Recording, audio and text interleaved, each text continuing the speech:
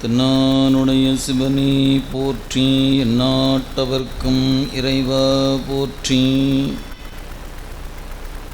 அரைசனே என்பர்க்கடியனேனுடைய அப்பனே, ஆவியோடு ஆக்கை புரை புரை கணிய புகுந்து நின்றுருக்கி பொய்யிருள் கடிந்த மெய்ச்சுடரே, திரை வரா மன்னும் அமுதத்தெண் கடலே, திருப்பெருந்துறை உரை சிவனே, உரை உணர்விறந்து நின்று உணர்வதோர் உணர்வே, யான் உன்னை உரைக்குமாறு உணர்த்தே.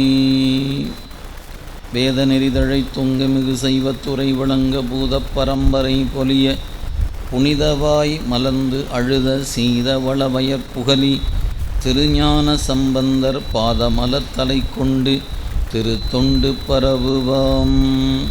திருநாவுக்கரசு வலதிரு தொண்டின் நெறிவாழ, வருஞானத் தவமுனிவர் வாகீசர் வாய்மை திகழ், பெருநாமச்சீர் பரவலுருகின்றேன் பேருலகில், ஒரு நாவுக்கு உரை செய்ய ஒண்ணாமை உணராதேன். நேசம் நிறைந்த உள்ளத்தார் நீலம் நிறைந்த மணிகண்டத்து, ஈசன் அடியார் பெருமையினை எல்லா உயிரும் தொலையெடுத்து, தேசம் உய்ய திருத்தொண்டத் தொகை முன்பணித்த திருவாலன், வாசமலர் மென்கழல் வணங்க வந்த பிறப்பை வணங்குவாம். எழுதரு மறைகள் தேரா இறைவனை எல்லிக்கங்குல், பொழுதரு காலத்து என்றும் பூசனை விடாது செய்து, தொழுது கை தலைமேலேற துளும்பு கண்ணீரில் மூழ்கி, அழுது அடியடைந்த அன்பன் அடியவர்க்கு அடிமை செய்வான். தூக்குசி திருத்தொண்டத் தொகை விரிவாக்கினான் சொல்ல வல்ல பிரான், எங்கள் பாக்கிய பயனாம் பதி குன்றைவாள், செக்கிழாரடி சென்னி இருத்துவாம். இல்லாமல்ல இறைவனுடைய திருவருக்கருணையும் குருவருளும் முன்னின்றருள் செய்ய, கமலவிநாயகர் சத்சங்கத்தின் சார்பாக தெய்வச் சேக்கிழார் பெருந்தகை அருளிய திருத்தொண்டர் புராணமாகி ஞான நூலினை தொடர்ந்து சிந்திப்பதற்கும் வழிபாடு செய்வதற்கும் வாய்ப்பு கிடைக்கப்பெற்றிருக்கிறது. அவ்வகையிலே குருவருளையும் திருவருளையும் மனம் மொழி மெய்களாலே வணங்கி வருகின்றிருக்கிற அடியார்களுடைய திருவடிகளை பணிந்து இன்றைய சிந்தனையை சிந்திக்க முற்படுகின்றோம். இந்த காத்தாடி வேகத்தை குறைச்சிட்டிங்க சரி இல்லை, சத்தம் தான் உங்களுக்கு அதில் இறைச்சலாக கேட்கும். அது குறைச்சிடலாங்க, இல்லைன்னா ஆஃப் பண்ணிடலாம்.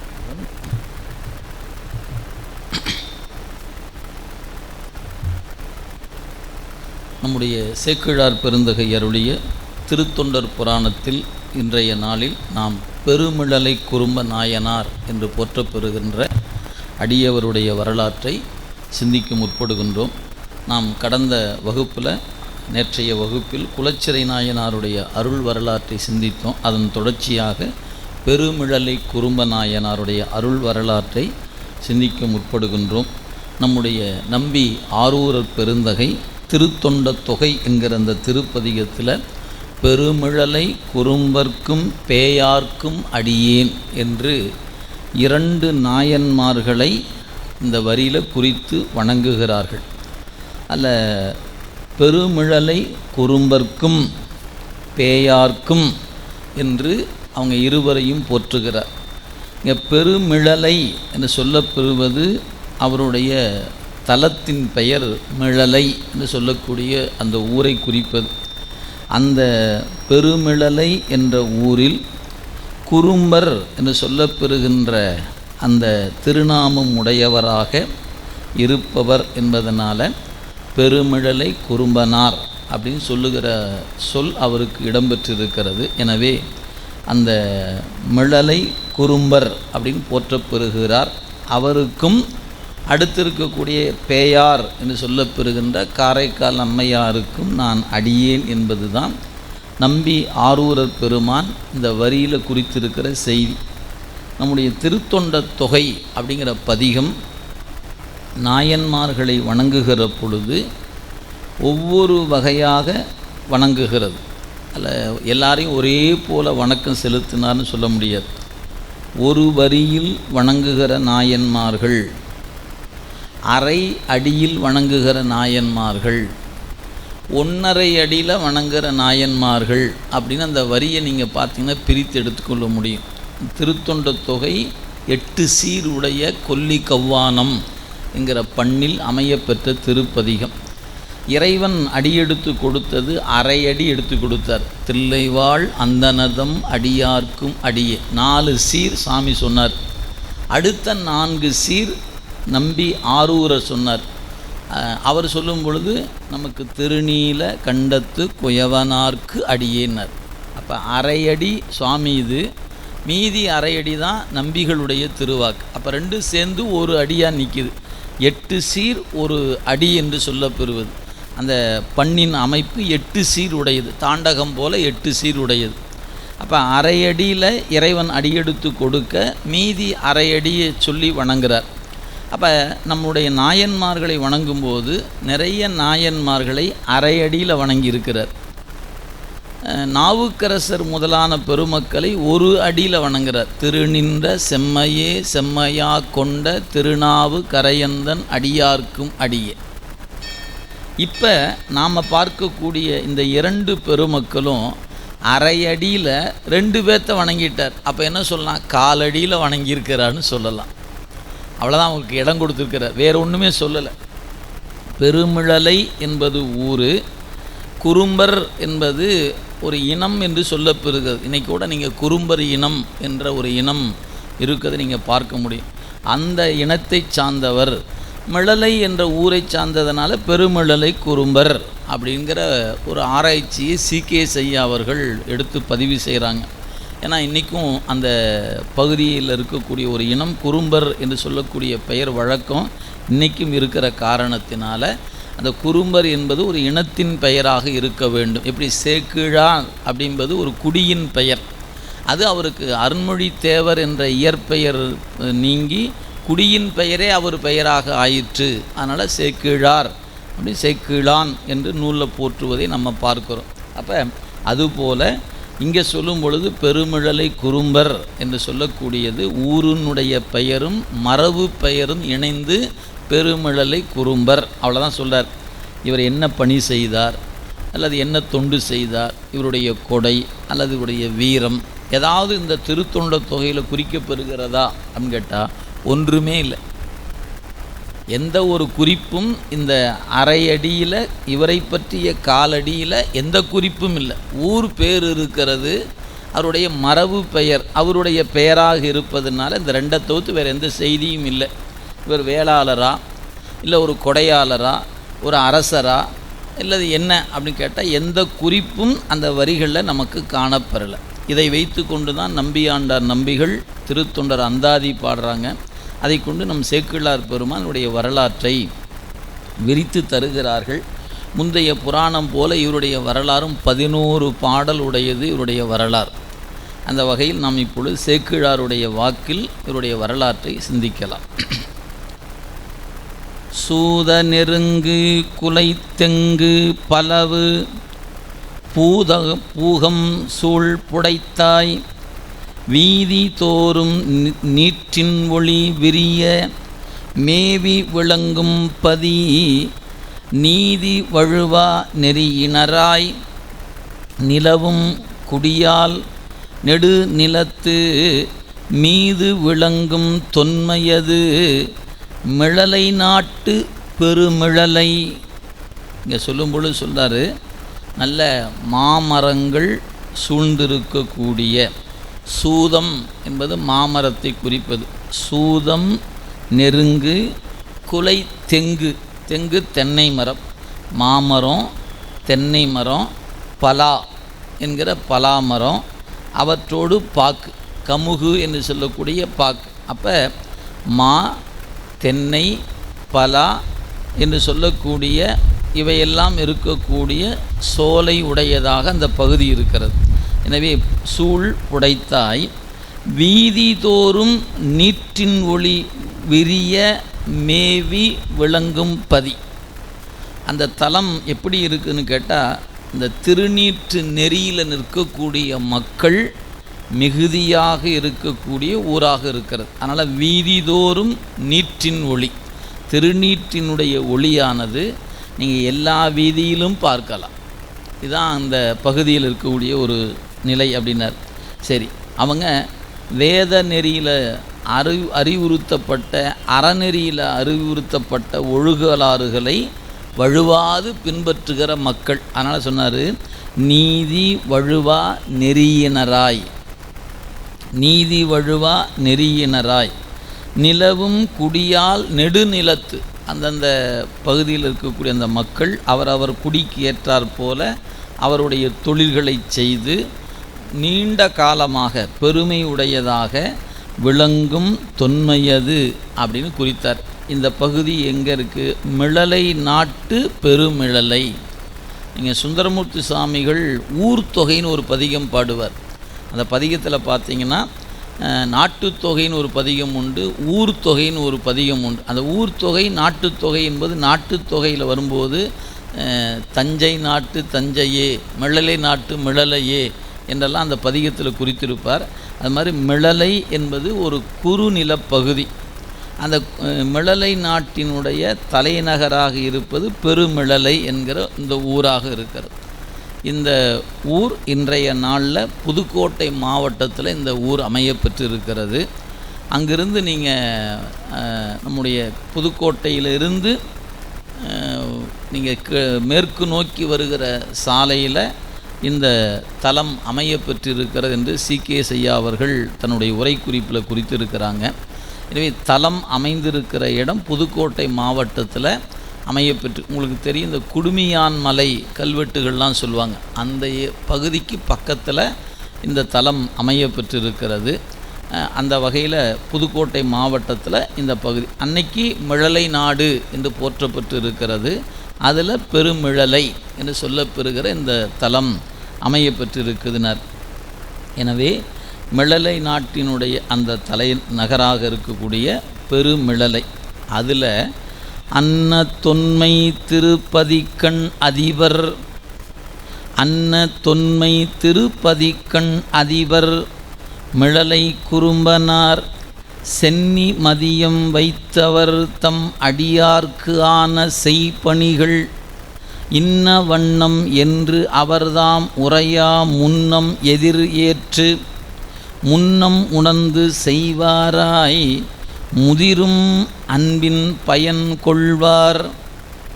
இந்த மிழலை நாடு என்கிற அந்த நாட்டில் தொன்மையான அந்த திருத்தலத்தில் திருப்பதியின் கண் அதிபர், அதிபர் அப்படின்னா தலைவர் என்று சொல்லுவோம். அப்போ அந்த நாட்டினுடைய தலைவராக இருக்கிறார். அப்போ அரசர் என்று பெயர் பெறுகிறார். அப்போ இவருடைய காலம் ஏறத்தாழ 9ஆம் நூற்றாண்டு. அப்போ சேர சோழ பாண்டியர்கள் என்று மூவேந்தர்கள் ஆட்சி புரிந்த காலம் என்பதனால் இவர் ஒரு குறுநில மன்னராக இருந்திருப்பார் என்று அறியப்படுகிறது. எனவே மிழலை என்கிற குறுநில பகுதிக்கு அரசராக இருந்திருக்கிறார். அதனால் மிழலை நாட்டினுடைய தலைவர் அதிபர் என்ற சொல்லால் குறிக்கப்பெறுகிறார். எனவே சிற்றரசராக இருந்திருக்கிறார். அவர் பெயர் மிழலை குறும்பனார் அப்படின்னு அவருக்கு அந்த ஊரின் பெயரே அவருக்கு பெயராக ஆயிற்று. மிழலை குறும்பனார் என்பது திருநாமம் ஆயிற்று. அவர் எப்படிப்பட்டவர்? சென்னி மதியம் வைத்தவர்தம் அடியார்க்கு ஆன செய்பணிகள், நிலவை தன் தலையில் சூடியிருக்கக்கூடிய சிவபெருமானினுடைய அடியவர்களுக்கு என்னென்ன வகையான பணிகள் செய்ய வேண்டுமோ அவற்றையெல்லாம் செய்யக்கூடிய ஆன பணிகள்னர், அடியார்க்கு ஆன செய்பணிகள், அவர் விரும்பி செய்யக்கூடிய பணிகளாக தொண்டர்களுக்கு அவங்க விரும்புகிற வண்ணமாக பணி செய்யக்கூடியவராக இருக்கிறார் குறுநில மன்னராகிய மிழலை குறும்பனார் அப்படின்னார். இன்னவண்ணம் என்று அவர்தம் உரையா முன்னம். ஒரு அடியவர் வருகிறார், நம்முடைய மன்னரை கண்டு, மன்னா தங்களிடத்தில் ஒரு விண்ணப்பம் வேண்டி வந்திருக்கிறேன் அவர் என்று சொல்வதற்கு முன்னாடி அவர் தேவையை அறிந்து கொடுக்கக்கூடிய வள்ளல் தன்மை உடையவர் மிழலை குறும்பனார். அதான் சொன்னார், இன்னவண்ணம் என்று தாம் உரையா முனம். வந்திருக்கிற அன்பர் எனக்கு இன்ன வேண்டும் என்று சொல்வதற்கு முன்பாகவே அவருடைய உள்ளத்தில் என்ன நினைவு இருக்குதோ அதை அறிந்து எதிர் ஏற்று முன்னம் உணர்ந்து செய்வாராய். அப்போ கேட்பதற்கு முன் கொடுக்கக்கூடிய கொடைத்திறம் இவரிடத்தில் இருந்திருக்கிறது. என்று இவரை அறிமுகப்படுத்துகிறார் நம் சேக்கிழார் பெருந்தகை. ஆக குறுநில மன்னர், சிவபெருமான் மீது அன்புடையவர். அந்த அன்பின் காரணமாக அடியவரும்பாலும் அன்புடையவராக இருக்கிறார். அந்த அடியவர்கள் தன்னை நாடி வந்து ஏதாவது கேட்க வரும் பொழுது அவர்கள் கேட்பதற்கு முன்பாகவே குறிப்பறிந்து கொடுக்கக்கூடிய வள்ளல் தன்மை அவரிடத்தில் இருக்கிறது என்று காட்டுகிறார். தொண்டர் பலவும் வந்து ஈண்டி உண்ண தொலையா அமுது ஊட்டி, தொண்டர் பலரும் வந்து ஈண்டி உண்ண தொலையா அமுது ஊட்டி, கொண்டு செல்ல இருநிதியம் முகந்து கொடுத்து குறைந்து அடைவார், மண்டு மருவும் குழல் உமையாள் கேள்வன் செய்ய தாழ் என்னும் புண்டரீகம் அகமலரில் வைத்து போற்றும் பொற்பினார். இவர் எப்படிப்பட்டவர் அப்படின்னு கேட்டால், தொண்டர்கள் வரும்பொழுது குறிப்பறிந்து கொடுப்பவர் அப்படின்னு முன்னப்பாட்டு சொல்லிட்டார். அதை தொடர்ந்து வருகிற அடியவர்களுக்கு அமுது செய்வித்தல் என்கிற பணியை விரும்பி செய்வாராம். எனவே தொண்டர் பலரும் வந்து ஈண்டி உண்பதற்காக உண்ண தொலையா அமுது ஊட்டி, வருகிற அடியவர்களுக்கு அமுது செய்விப்பார். அதோடு மட்டுமல்ல, அவங்க அமுது செய்த பிறகு புறப்படும்போது செல்வத்தை கொடுத்து வழி அனுப்புவாராம். கொண்டு செல்ல இருநிதியும் முகந்து கொடுத்து குறைந்தடைவார்.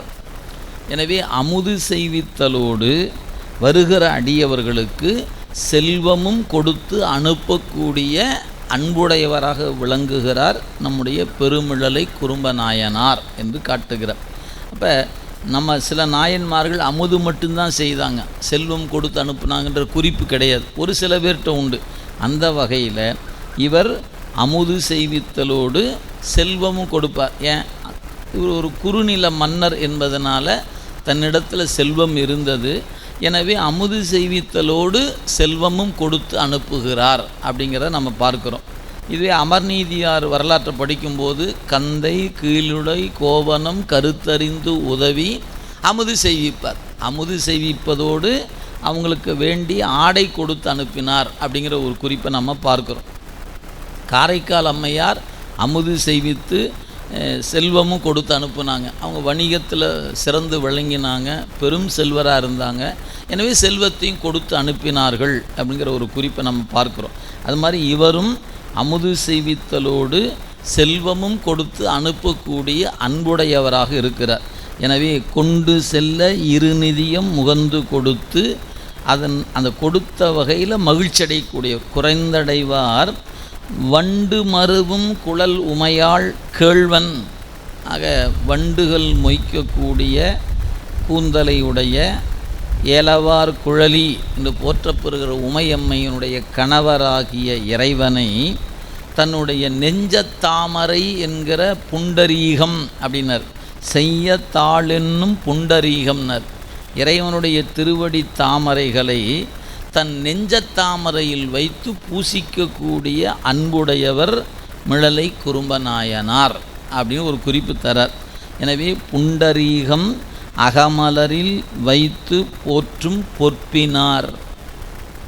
இதுதான் நம்முடைய சிவஞான போதம் படிச்சிங்கன்னா 9ஆம் நூற்பாவில் அகப்பூசையை பற்றிய குறிப்பு மெய்கண்டாரால் குறிக்கப்பட்டிருக்கிறது. விதி என்னும் அஞ்செழுத்தே என்ற அந்த தொடரில் இறைவனை நெஞ்சத்தாமரையில் வைத்து பூசிக்க வேண்டும். அப்படி பூசிக்கும் பொழுது 5 எழுத்து மந்திரத்தை கணிக்க வேண்டும் என்று அங்கே அறிவுறுத்தப்பெறுகிறது. விரிவு நீங்கள் அங்கே பார்த்து கொள்ளலாம். அங்கே சொல்லப்பெறுகிற அகமலர் என்று சொல்லப்பெறுவது தத்துவ மலர்கள் என்று சொல்லப்பெறுவன. இப்போ இவர் சொல்லுகிற பூசையும் அதனோடு ஒக்க எண்ணக்கூடிய ஒன்று தான். ஏன்னா எல்லாரும் ஒரு நெறியில் இருப்பவர்கள் தான். எனவே இவர் அரசராக இருந்தாலும் கூட அகப்பூசை செய்வதில் மிகுந்த விருப்பம் உடையவர் என்ற ஒரு குறிப்பு தருகிறார் சேக்கிழார் பெருமான். எனவே இறைவனுடைய திருவடி தாமரை என்கிற அந்த தாமரையை தன் நெஞ்சத்தாமரையில் வைத்து பூசிப்பவர்.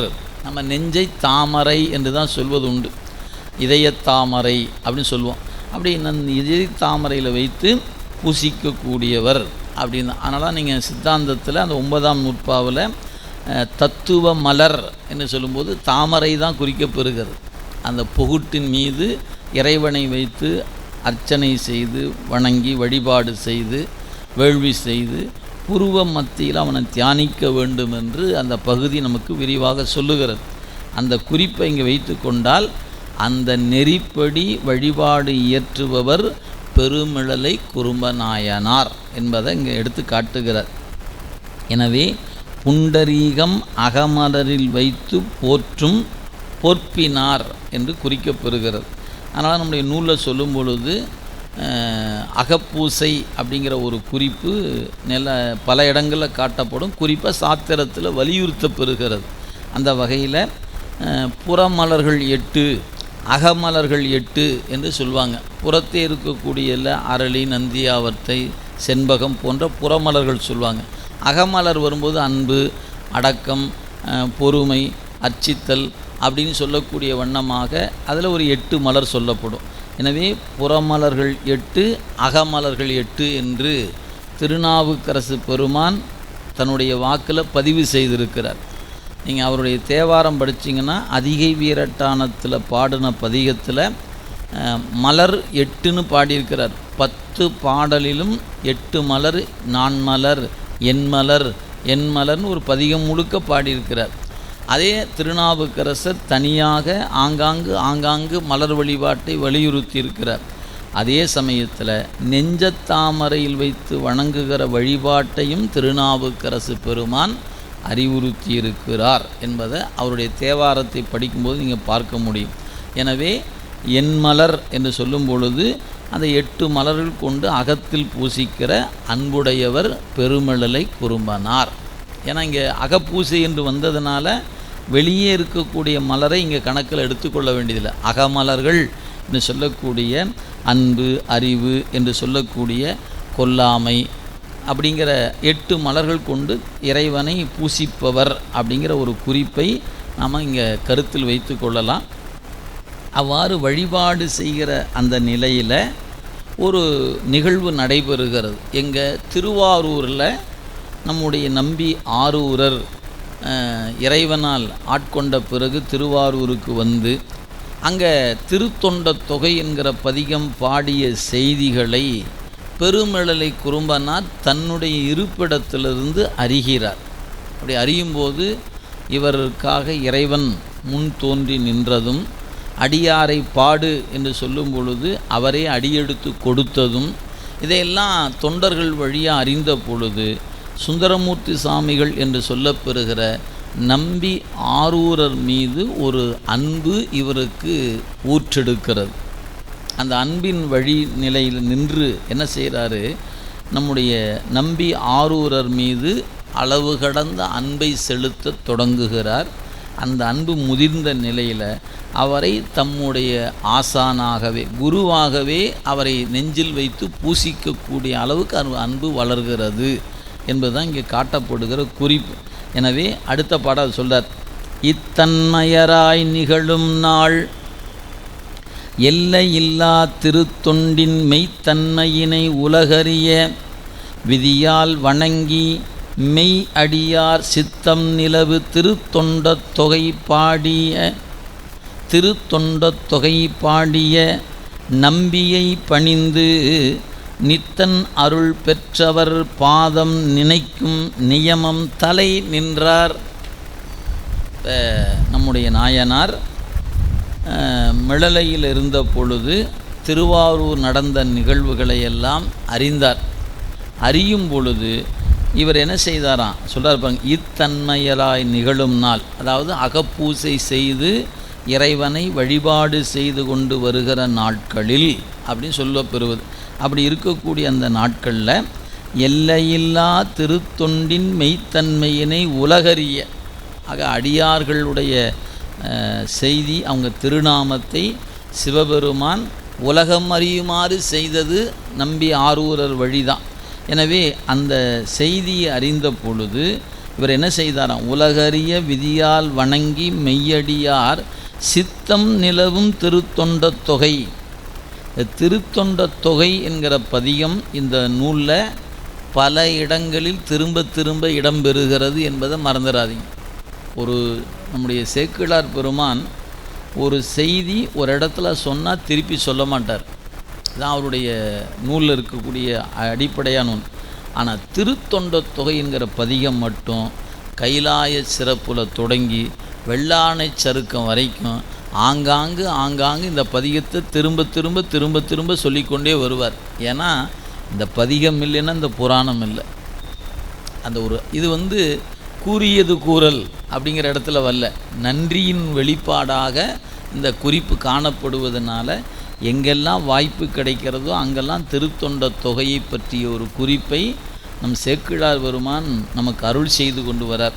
அங்கே தீதிலா திருத்தொண்ட தொகை பாடனார், தென் தமிழாம் திருத்தொண்ட தொகைன்னு சொன்னார். இங்கே என்ன சொல்கிறார் பாருங்கள், சித்தம் நிலவும் திருத்தொண்ட தொகை.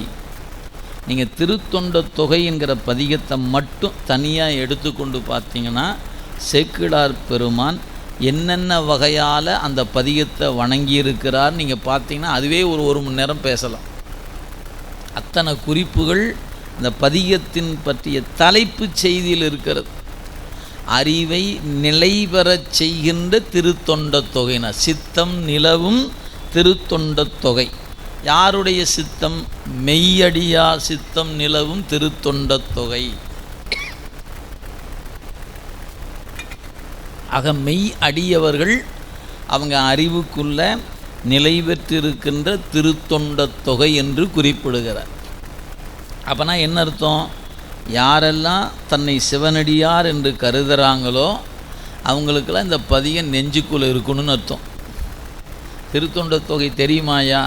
தெரியாதுங்களே. அப்போ நீங்கள் சிவனடியார்னு எப்படி உங்களை சொல்கிறது அப்படின்னு கேள்வி கேட்குறார். அடியவர் அப்படின்னு உங்களை நீங்கள் கருதுனா, மற்றவங்க நம்மளை சிவனடியார்னு கருதுகிறாங்கங்கிறது வேறு.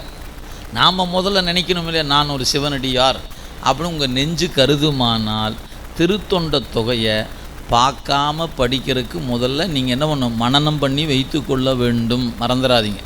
ஆனால் மெய்யடியார் சித்தம் நிலவும் திருத்தொண்ட தொகை, இந்த அடை சொற்களை நீங்கள் தனித்தனியாக எடுத்து பார்க்கணும். எத்தனை இடங்களில் வந்திருக்கிறது, அங்கெல்லாம் என்னென்னவாறு இந்த பதிகத்தை வணங்குறார் என்பதை பார்க்கணும். வணங்குபவர் சேக்கிழார் பெருமான். அந்த பதிகத்தை பலமுறை பல்வேறு வகையில் சொல்லி துதித்து மகிழ்பவர் நம்முடைய சேக்கிழார் பெருமான். எனவே மெய்யடியார் சித்தம் நிலவு திருத்தொண்ட தொகை பாடிய. அப்போ மிளலையில் இருந்தவருக்கு இவ்வாறு இறைவன் வெளிப்பட்டு நின்று அடியாரை பாடுமாறு பணித்தார். இறைவன் திருவருளை பெற்ற நம்பிகள் திருத்தொண்ட தொகை பாடினார் அப்படிங்கிற செய்தியை கேள்விப்பட்ட மாத்திரத்தில் தன் பதியிலிருந்து திருவாரூர் போயிட்டார் அவரை போய் வணங்குறதுக்காக. அவரை போய் வணங்கியவர் அவருடைய திருவடிகளில் விழுந்து பணிந்து அவரிடத்தில் ஒரு நட்பு கொண்டார். அந்த நட்பு அவரை நெஞ்சத்தில் வைத்து வணங்குற அளவுக்கு அவரை உயர்த்தி கொடுத்தது. அதாங்க சொன்னார். எனவே பாடிய நம்பியை பணிந்து, இவர் நேரில் போய் அவரை சந்தித்திருக்கிறார், அவரை வணங்கினார்.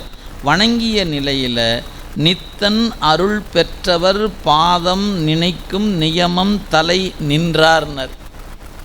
எப்போ இவரை போய் சந்தித்தாரோ சந்திக்கிற வரைக்கும் சிவபெருமானை நெஞ்சத்தாமரையில் வைத்து வணங்கி கொண்டிருந்த பெருமிழலை குறும்பனார் இவரை சந்தித்த பிறகு இவரையே நாளும் நினைக்கக்கூடிய அன்புக்கு வளர்ந்துட்டாராம். இந்த வரி அதான், நித்தன் அருள் பெற்று அவர் பாதம் நினைக்கும் நியமம் தலை நின்றார்னர். அப்போ இறைவன் மீது காட்டுகிற அன்பு வளர்கிற பொழுது அவன் அடியாரிடத்துல தான் போய் அது நிற்கும். இதுதான் நமக்கு சித்தாந்த சாத்திரங்களும் திருமுறைகளும் காட்டுகிற இடம் அதுதான். எனவே அன்பு மிகுதியாகிற பொழுது இறைவனிடத்திலும் அடியவரிடத்திலும் தான் அது போய் நிலை பெறும் என்பதை நம்ம நூல் சொல்லுகிறது. அதனால் நித்தன் அருள் பெற்றவர் பாதம் நினைக்கும் நியமம் தலை நின்றார். அப்போ நெஞ்சில் வச்சு சிவபெருமான பூசித்து கொண்டே இருந்தார். அதன் பயனாக நம்பிகளை பற்றி அறிகிற வாய்ப்பு கிடைத்தது. நம்பியை சென்று வணங்குற வாய்ப்பு கிடைத்த பொழுது அன்று முதல் அவரை தன் நெஞ்சத்தில் வைத்து வணங்குற அன்பை பெற்றுட்டார். அப்படின்னு இங்கே சேக்கிழார் பெருமான் காட்டுகிறார். சரி, ஏதோ அன்பான்னு நினைப்பார் போல இருக்குதே அப்படி நீங்கள் நினச்சிடாதீங்க. அவர் அன்பின் வழியாக எப்படி நினைக்கிறார் என்பதை அடுத்த பாட்டில் பதிவு செய்கிறார். பாருங்கள். மையார் தடங்கண் பறவையார் மணவாளன் தன் மலர்கழல்கள். மையார் தடங்கண் பறவையார் மணவாளன் தன் மலர்கழல்கள். கையால் தொழுது வாய் வாழ்த்தி மனத்தால் நினைக்கும் கடப்பாட்டில் செய்யாள் கோனும் நான்முகனும் அறியா செம்பொத்தாள் இணைக்கீழ் உய்வான் சேர இதுவே உய்வான் சேர உற்ற நெறி இதுவே என்று அன்பினில் உய்த்தார். சேக்கிழார் என்ன காட்டுகிறார்? இந்த திருமாலும் பிரமனும் இறைவன் திருவடியை காண சென்ற பொழுது ரெண்டு பேரும் பார்க்கலை. அப்படி இருவரால் காண முடியாத அந்த பெருமானுடைய திருவடியை சேரருக்கு அவருடைய திருவடியில் போய் சேர்வதற்கு ஒரு வழி இருக்கிறது. எது? அந்த வழி வேறொன்றுமில்லை, சுந்தரமூர்த்தி சாமிகளாகிய நம்பி ஆரூரரை நெஞ்சத்தில் வைத்து உள்ள மனதால் வணங்குது. ஆக மனத்தில் நினைத்தல்னு பேர். வாயினால் அவர் பேரை திரும்ப திரும்ப சொல்வது. அவருடைய நினைவு வரும்போதெல்லாம் அவரை கைகள் குவித்து வணங்குவது. அதான் சொன்னார், மையார் தடங்கன் பறவையார் மணவாளன். ஆக பறவையாருடைய கணவராகிய நம்பி ஆரூரருடைய மலர்கழல்கள், அவருடைய திருவடி தாமரைகளை கையால் தொழுது, நம்பி ஆரூருடைய திருவடியை கையால் தொழுதார். அதுக்கப்புறம் வாய் வாழ்த்தி அவருடைய நாமத்தை திரும்ப திரும்ப சொன்னார். அவருடைய நாமம் எது? அவர் பேரு தான் நாமம். அப்போ அவர் மந்திரம் நமசிவாய நமசிவாய சிவாய நம சிவாய நம என்று சொல்வது போல இவர் என்ன மந்திரம் சொல்லிட்டு இருக்கிறாரு? நம்பி ஆரூரர் நம்பி ஆரூரர் நம்பி ஆரூரர் நம்பி ஆரூரர் அப்படிங்கிற பேரையே மந்திரமாக சொல்லிட்டு இருக்கிறார். அதான் சொல்கிறார், எனவே வாய் வாழ்த்தி மனத்தால் நினைக்கும் கடப்பாட்டில், கடப்பாடுன்னா அந்த கடமையில் அந்த நெறியில் வழுவாது நின்றார். இது அவருக்கு எங்கே கொண்டு சேர்த்துச்சு? இவர்கள் தேடி காண முடியாத திருவடியில் அவரை கொண்டு சேர்த்திருச்சு. யார்? இந்த ரெண்டு பேரும் தேடி காண முடியாத அந்த இறைவன் திருவடியில். இதுதான் அந்த திருவடி சேர்வதற்கு உற்ற நெறி, இதை விட சிறந்த நெறி இல்லை என்று அவருடைய அறிவுரை இறைவன் உணர்த்த அதை நாளும் பின்பற்றி வருகிறார் பெருமிழலை குறும்ப நாயனார். அப்போ நீங்கள் அவரை காணும் வரை இறைவனை நெஞ்சில் வச்சு பூசித்தார்.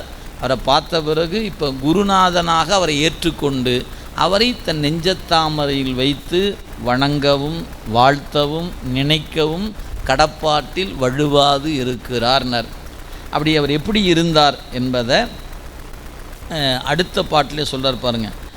நாளும் நம்பி ஆரூரர் நாமம் நவின்ற நலத்தாலே.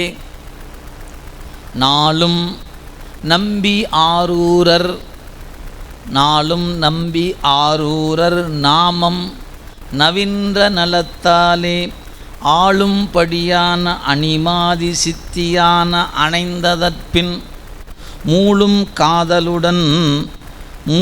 காதலுடன் பெருக முதல்வர் நாம அஞ்செழுத்தும் கேளும் பொருளும் உணர்வுமாம் பரிசு வாய்ப்ப கெழுமினார்.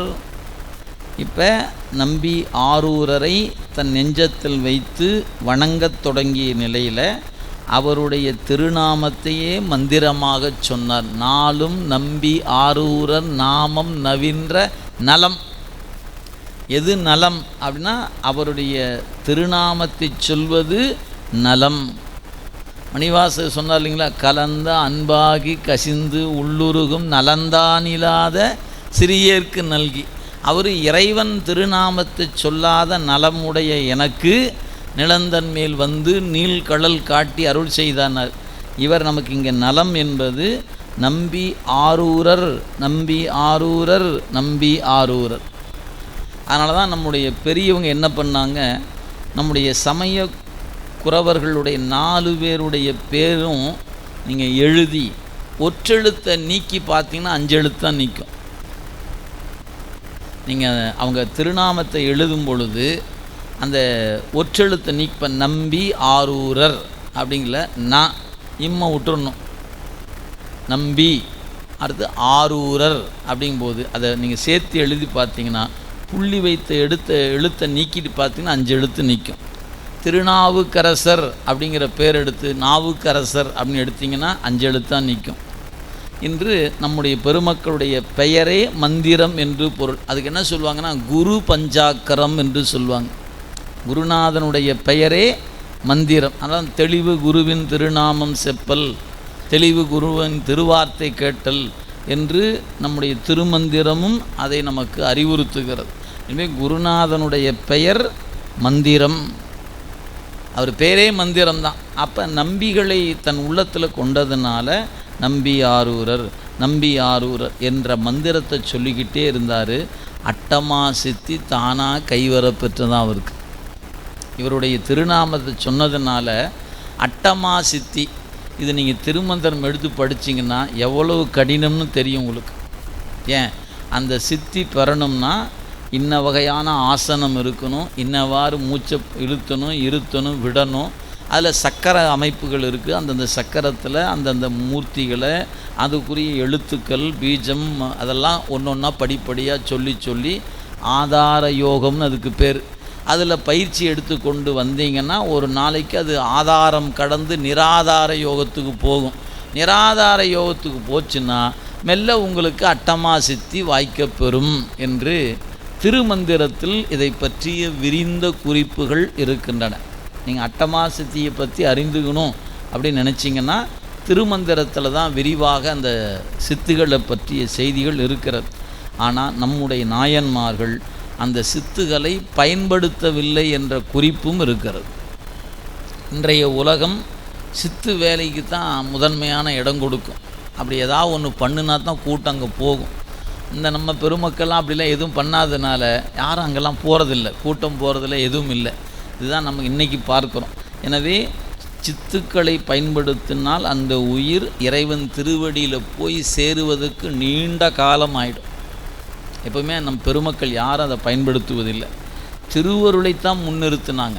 திருவருள் திருவருள் திருவருள் என்று திருவருளை முன்னிறுத்துவார்களே அன்றி சித்து வேலைகளை ஒருபோதும் நம் நாயன்மார்கள் செய்ய மாட்டார்கள். அப்படிங்கிறத நம்ம திருமந்திரம் படித்தாலும் பார்க்கலாம், நாயன்மார் வரலாற்றையும் பார்க்கலாம். எனவே குருநாதனுடைய மந்திரத்தை சொன்னதுனால அவருக்கு அட்டமா சித்திகள் கைவர பெற்றன. அப்படிங்கும்போது அதை லகிமா மகிமா என்றெல்லாம் அதுக்கு 8க்கு 8 பேர் சொல்லுவாங்க. அந்த சித்து இது திருமந்திரத்தில் விரிவாக சொல்லப்படுகிறது. அந்த 8 சித்துகளும் இவருக்கு கைவர பெற்றது. அப்படி பெற்றதன் பயனாக நம்முடைய என்ன பண்ணார், அந்த சித்துகள் வாய்த்த பிறகு மீண்டும் 5 எழுத்து மந்திரத்தை காதலோடு ஓதிக்கொண்டிருக்கிறார் பெருமழலை குறும்பனார். மூலும் காதலுடன் பெருக முதல்வர் நாம 5 எழுத்தும் கேளும் பொருளும் உணர்வுமா. எனவே அந்த மந்திரம்தான் தனக்கு எல்லாம், உறவும் அதுதான், பொருளும் அதுதான், உணர்வும் அதுதான். எனவே கேளும் பொருளும் உணர்வுமாம் பரிசு வாய்ப்ப கழுமினார் என்று நம்முடைய சேக்கிழார் பெருந்தகை நமக்கு அதை எடுத்து காட்டுகிறார்.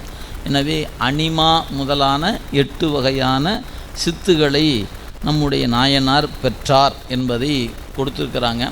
அப்படின்னா இந்த கூடு விட்டு கூடு பாய்தல் இதெல்லாம் அதில் 8 சித்தில் ஒன்று, அந்த ஒரு வகையான ஒன்று. மிகச்சிறிய பொருளை இப்போ ஒரு சும்மா உதாரணத்துக்கு சொல்லணும்னா ஒரு அணு அளவு இருக்கக்கூடிய ஒரு பொருளை நீங்கள் இவ்வளோ தானே அப்படின்னு எடுக்கலான்னு நீங்கள் நினச்சிங்கன்னா அது மலை போல எடையுடையதாக ஆக்கிலாம் சித்து கொண்டு.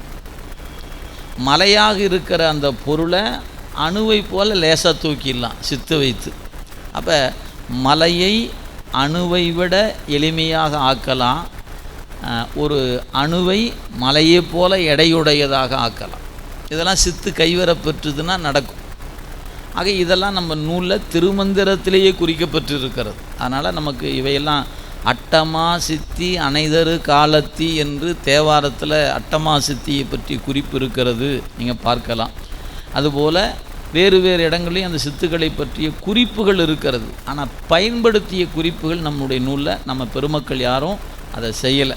எனவே அந்த வகையில் 8 வகையான சித்துகள் பெற்ற நிலையில் இவர் 5 எழுத்து மந்திரத்தையே அதுவே உணர்வாக, அதுவே பொருளாக, அதுவே சுற்றமாக, கேழும் பொருளும் சுற்றமும் என்ற வகையில் உணர்வுமாக அந்த மந்திரத்தை சொல்லி அதில் பொருந்தி இருக்கிறார் அப்படின்னு நமக்கு எடுத்துக்கிறார். எனவே கெழுமினார் அப்படின்னா பொருந்தி இருத்தல்னு பேர்.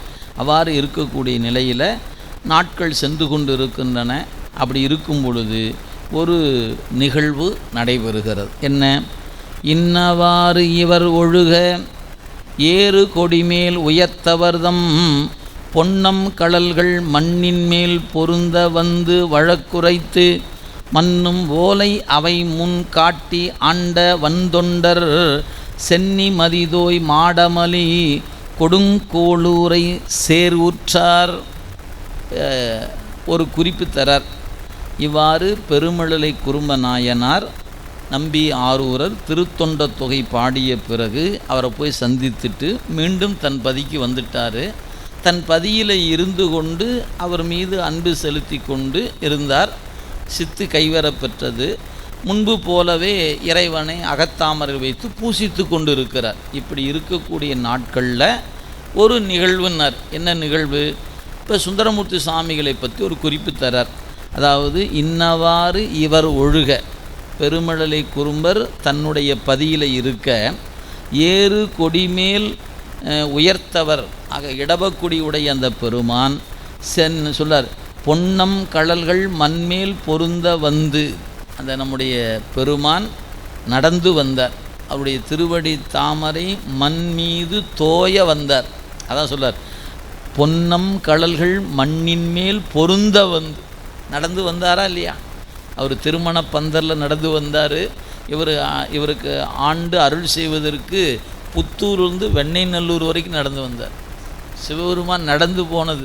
நீங்கள் திருவாரூரில் கூட இந்த கிழக்கு ராஜகோபுரத்துலேருந்து பரவியார் மாளிகை வரைக்கும் தாங்க நடந்து போனார்.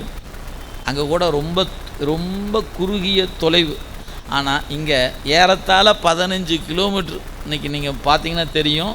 மனம் தவிர்ந்த புத்தூர் என்று பன்ருட்டி, நம்முடைய பன்ருட்டியிலிருந்து அரசூர் வர சாலையில் அந்த தலம் இருக்கிறது. இன்றைக்கும் அந்த பெயரில் மனம் தவிழ்ந்த புத்தூர் என்று வழங்கப்பெறுகிறது. அந்த தலத்திலிருந்து வெண்ணெய்நல்லூர் கோயில் வரைக்கும் சுந்தரமூர்த்தி சாமியில் கூட்டிக்கிட்டு நடந்து போனார். அப்போ பெருமான் நடந்து போன தொலைவு 15 கிலோமீட்டர் நடந்து போனார். மண் மீது பொருந்த அப்படிங்கிற அதுதாங்க சொன்னார். சென்னி மிசை சொல்கிறார்.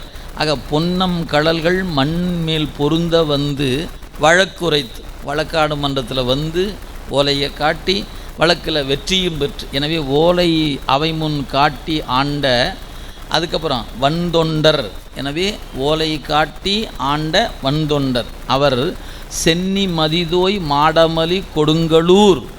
இங்கே கொடுங்கோளூர் என்று சொல்வதுங்க. இன்றைக்கும் கொடுங்கலூர் என்று வழங்கப்பெறுகிறது. இன்றைக்கி சேர நாட்டில், அன்னைக்கு சேர நாடு, இன்றைக்கி கேரள நாட்டில் நமக்கு அஞ்சைக்களம் என்று சொல்லக்கூடிய தலத்துக்கு பக்கத்தில் இருப்பது கொடுங்கலூர் என்ற ஊர் தான். அங்கேருந்தால் நீங்கள் அஞ்சைக்களம் கோயிலுக்கு செல்ல முடியும். அங்கேருந்து ஒரு 2 கிலோமீட்டர் தொலைவு. இந்த கொடுங்கலூர் பகவதி அம்மன் கோயிலிருந்து ஒரு 2 கிலோமீட்டர் போனீங்கன்னா அஞ்சைக்களத்தப்பருடைய திருக்கோயிலுக்கு போகலாம். எனவே அரண்மனை இருந்த இடம் கொடுங்கலூர் தான். சேரமான் பெருமான் நாயனாருடைய அரண்மனை இருந்த இடம் கொடுங்கலூர் என்று சொல்லப்பெறுவது. அங்கே தான் அவர் இருந்தது. எனவே இப்போ தன் தோழர் அழைத்த காரணத்தினால நம்பி ஆரூரர் அவரோடவே போய் அந்த தலத்தில் தங்கி இருந்து சில நாட்கள் அங்கே இருக்கிற சோழ நாட்டு சேர நாட்டு தலங்களெல்லாம் வணங்கி கொண்டு இருந்தார். கொஞ்ச நாள் கடந்த பிறகு நினைவு வந்துச்சு, நம்ம திருவாரூரை விட்டு இவ்வளோ நாள் பிரிந்திருக்கிறோமே அப்படின்னு நினைப்பு வந்த உடனே இனிமேல் என்னால் இருக்க முடியாது அப்படின்னு ஒரு பதிகம் பண்ணார். பொன்னும் மெய்ப்பொருளும் தருவானை போகமும் திருவும் புணர்ப்பானை பின்னை என் பிழை பொறுப்பானை பிழையலாம் தவிர பணிப்பானை இன்ன தன்மையன் என்று அறிய ஒன்னா எம்மானை எளிவந்த பிரானை அன்னம் வைகும் வயர் பழனத்து அணி ஆரூரானை மறக்கலுமாமே. எப்படி நான் இவ்வளோ நாள் அவரை மறந்து இங்கே இருந்துட்டேன், இனிலாம் இருக்க முடியாது, நான் புறப்பட்டே ஆகணும்னு நிற்கிறார். இப்போ தான் வந்தீங்க சுவாமி, அதுக்குள்ளே இல்லை நான் திருவாரூருக்கு புறப்பட்டானுன்னார். சரி, பொண்ணும் பொருளும் கொடுத்து வேண்டிய அளவு ஆட்களை அனுப்பி மூட்டை மூட்டையாக கொடுத்து அனுப்புகிறார் சேரமான் பெருமாள்னா. ஏன்? உயிரில் கலந்த நண்பர் அல்லவா. அதனால் வேண்டுகிற பொருளெல்லாம் இவர் தூக்கிட்டு ஆட்களோடு சேர்த்து அனுப்பிச்சார். அதைத்தான் முருகன் பூண்டிக்கு வரும்போது சாமி, ஐயா இத்தனை நாளாக நான் தான் உனக்கு கொடுத்துட்டேன், இன்றைக்கி புதுசாக நண்பர் வந்தார்னு அங்கேருந்து வாங்கிட்டியா? அதெல்லாம் ஒத்துக்க முடியாது, நான் தான் உனக்கு கொடுப்பேன் அப்படின்னு என்ன பண்ணார், பறிச்சுக்கிட்டு திருப்பி கொடுத்தார். சாமி அவர் மேலே அவ்வளோ உரிமை அவருக்கு. ஏன்னா நான் தான் உனக்கு கொடுப்பேன் அப்படின்னு கொடுத்ததை வாங்கி திருப்பி பாட வச்சு கொண்டாந்து கொடுத்துட்டார். இப்படி வந்து திருவாரூருக்கு வந்து சேர்ந்தார். வந்து சில நாட்கள் ஆன உடனே மீண்டும் நண்பரை காண வேண்டும் என்ற எண்ணம் அவருக்கு எழுந்தது. நீங்கள் அந்த வரலாற்றை படித்து பார்த்தீங்கன்னா தெரியுங்க. இப்போ தான் அங்கிருந்து வந்தார். வந்தவருக்கு அவரை மீண்டும் காண வேண்டும் என்ற எண்ணம் எழுந்த உடனே முதல்ல பல முறை வருந்தி அழைத்தார் சேரமான் பெருமான் நாயனார்.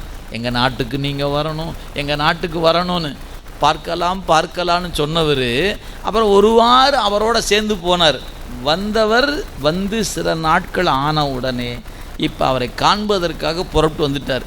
அப்படி வந்தவர் இப்போ அஞ்சை காலத்தில் கொடுங்கலூருக்கு வந்து சேர்ந்துட்டார். அதான் சொன்னார், சென்னி மதிதோய் மாடமடி கொடுங்கோளூர் சேர்ந்தார்.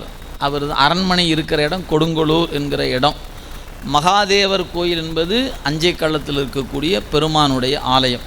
இப்படி நாளும் அங்கே இருந்து கொண்டு பெருமானை வணங்குறார். அப்படி வணங்குகிற பொழுது ஒரு நிகழ்வு நடைபெறுது. அதை சொல்றார், அஞ்சை களத்து நஞ்சுண்ட அமுதை பரவி அணை உருவார் செஞ்சொல் தமிழ் மாலைகள் மொழிய தேவர் பெருமான் அருளாலே மஞ்சில் திகழும் வடகையிலை பொறுப்பில் எய்தவரும் வாழ்வு நெஞ்சில் தெளிய இங்கு உணர்ந்தார் நீடு மிளலை குறும்பனார். என்ன குறிப்பு பாருங்கள். நம்பி ஆரூரர் சேரநாட்டுக்கு போய் அரண்மனையிலிருந்து அஞ்சை களத்து பெருமானை காண போகிறார். போகும்போது சாமிகிட்ட ஒரு விண்ணப்பம் பண்ண போகிறார். என்னென்னு? ஒரு பதிகம், தலைக்கு தலை மாலை அணிந்தது என்னே என்று ஒரு பதிகம் பாட போகிறார். பாடும்போது அதனுடைய கருப்பொருள் என்னென்னா, சாமி இந்த மண்ணில் நான் இருந்த நாள் போதும், உன் திருவடிக்கு வரணும்யா அப்படின்னு ஒரு குறிப்பு அந்த பதிகத்துக்குள்ளே கடந்துச்சு. சாமி என்ன பண்ணார், இவர் கேட்ட உடனே சரி அப்படின்னு யானை அனுப்பிச்சி விட்டார். இப்போ யானை மேலே ஏறி இவர் கைலாயம் போக போகிறார். ஒன்று மறந்துடக்கூடாதுங்க, இந்த பதிகம் நாளைக்கு தான் பாட போகிறார். அவர் நாளைக்கு போய் பாட போகிறாரு. பாடி முடிச்சுன்னு யானை வரப்போகுது. யானை மேல் அமர்ந்து திருக்கைலாயம் போக போகிறார் என்ற செய்தியை முதல் நாள் அறிந்தவர் பெருமழலை குறும்பர். அப்போனா அந்த குருநாதன் மீது அவர் கொண்ட பக்தி எப்படி இருக்குன்னு நீங்கள் பார்த்துக்கணும். குருநாதருக்கே தெரியாது நாளைக்கு கைலாயம் போகிறோம்னு. ஆனால் குருநாதர் போக போகிறார் என்கிற செய்தியை முதல் நாள் அறிந்தவர் பெருமிழலை குறும்பனார். அப்போனா அவருடைய பக்தி எவ்வளவு வலிமையானது என்பதை நீங்கள் சிந்தித்து பார்க்கணும். எனவே இந்த பதிகம் பாட இறைவன் அருளால் இவர் கைலாயம் போக போகிறார் என்பது நெஞ்சில் தெளிய. இப்போ அவருக்கே தெரியாது, நம்ம நண்பரை காண வந்திருக்கோம் நினைத்தா வந்திருக்கிறார். பறவையாற்று என்ன சொல்லிட்டு வந்திருப்பார், நண்பரை காண போகிறேன் மீண்டும் வருகிறேன் அப்படின்னு சொல்லிட்டு தான் வந்திருப்பார். ஆனால் அவர் திரும்பி போக போகிறது இல்லைன்னு அவருக்கே தெரியாது. இப்போ சேரமான் பெருமாளோடு அங்கே அரண்மனையில் தங்கி இருக்கிறவர் நாளை காலை போய் தான் பதிகம் பாட போகிறார். இன்றைக்கே இவருக்கு தெரிஞ்சிருச்சு. தெரிந்த உடனே இப்போ என்ன பண்ணியிருக்கலாம், நாமளாக இருந்தால் ஒரு ஃபோன் அடித்து சொல்லிடுவோம், சுவாமி குருநாதா நீங்கள் நாளைக்கு கைலாயம் போக போகிறீங்க, சாமி எனக்கு இன்றைக்கே சொல்லிட்டாருன்னு. இன்றைக்கி மாதிரி மின்னணு சாதனங்கள்லாம் இன்றைக்கி இல்லை. ஏன் அட்டமா சித்தி இருக்குதுல்ல, போய் சொல்லியிருக்கலாம் இல்லை அப்படின்னு தோணலாம். ஆனால் அவர் என்ன நினைக்கிறார், நாம இருந்தால் வேறு மாதிரி நினைப்போம். ஆனால் அவர் என்ன நினைத்தார் அப்படிங்கிறத அடுத்த பாட்டில் சொல்கிறார் பாருங்க. மண்ணில் திகழும் திருநாவலூர் வந்தொண்டர் நன்னற்கரிய திருக்கையிலை நாளை எய்த. மண்ணில் திகழும் திருநாவலூர் வந்தொண்டர் நன்னற்கரிய திருக்கையிலை நாளை எய்த. நான் பிரிந்து கண்ணில் கரிய மணி கழிய வாழ்வார் போல் வாழேன். கண்ணில் கரிய மணி கழிய வாழ்வார் போல் வாழேன் என்று எண்ணி சிவன் தாள் இன்றே சென்று அடைவன் யோகத்தால் என்பார். என்ன குறிப்பு? குருநாதன் நாளை எளிதில் அணுக முடியாத கையிலைக்கு செல்ல போகிறார். இதை அறிந்த மாத்திரத்தில் இவர் என்ன நினைக்கிறாராம், கண்ணில் பார்வை இல்லாதவர்கள் இந்த மண்ணில் வாழ்ந்து கொண்டிருக்கிறார்கள். பார்வை இல்லைனாலும் பரவாயில்ல அப்படின்னு வாழ்ந்துட்டுருக்கிறாங்க. ஆனால் என்னால் அப்படி இருக்க முடியாது. ஏன்? என் கண்ணுக்கு பார்வை என் குருநாதன் தான். எனவே என் குருநாதன் இல்லாத வாழ்க்கையை நான் வாழ விரும்பவில்லை என்று கருதியவர் நாளை என் குருநாதன் கைலாயம் வரப்போகிறார், நான் இன்றே போய் அவரை வரவேற்க போகிறேன்னு முடிவு பண்ணார். எவ்வளோ பெரிய அன்பு இருக்குன்னு நினச்சி பாருங்களேன். ஆக கண்ணில் கரிய மணி கழிய வாழ்வார் போல் வாழேன். பார்வை போனாலும் பரவாயில்ல, இருக்கிற காலம் வாழ்ந்தெல்லாம் அப்படின்ற ஆள் நான் இல்லை. என்னுடைய குருநாதன் தான் எனக்கு கண்ணுக்கு கருமணியாக இருப்பவர். அவர் இல்லாத வாழ்க்கை என்னால் நினைந்து பார்க்க இயலாது. எனவே அவருக்கு முன் நான் சிவபெருமான் திருவடியை சென்று சேர்வேன் என்று கருதி, இவர் தான் யோகம் கைவர பெற்றவராயிற்றே. எனவே தன்னுடைய அந்த உயிர் என்கிற அந்த உணர்வினை மேலே கொண்டு வந்து இந்த தலைப்பகுதியில் இருக்கக்கூடிய உச்சியில் இருக்கக்கூடிய அந்த துளை அதன் வழியாக அதை திறக்கச் செய்து பெருமானுடைய திருவடிக்கு போய் சேர்ந்தார் பெருமிழலை குறும்பனார்னர். அதான் சொல்கிறார், யோகத்தால் நான் சென்று அடைவேன் அப்படின்னு முடிவு பண்ணிட்டார்.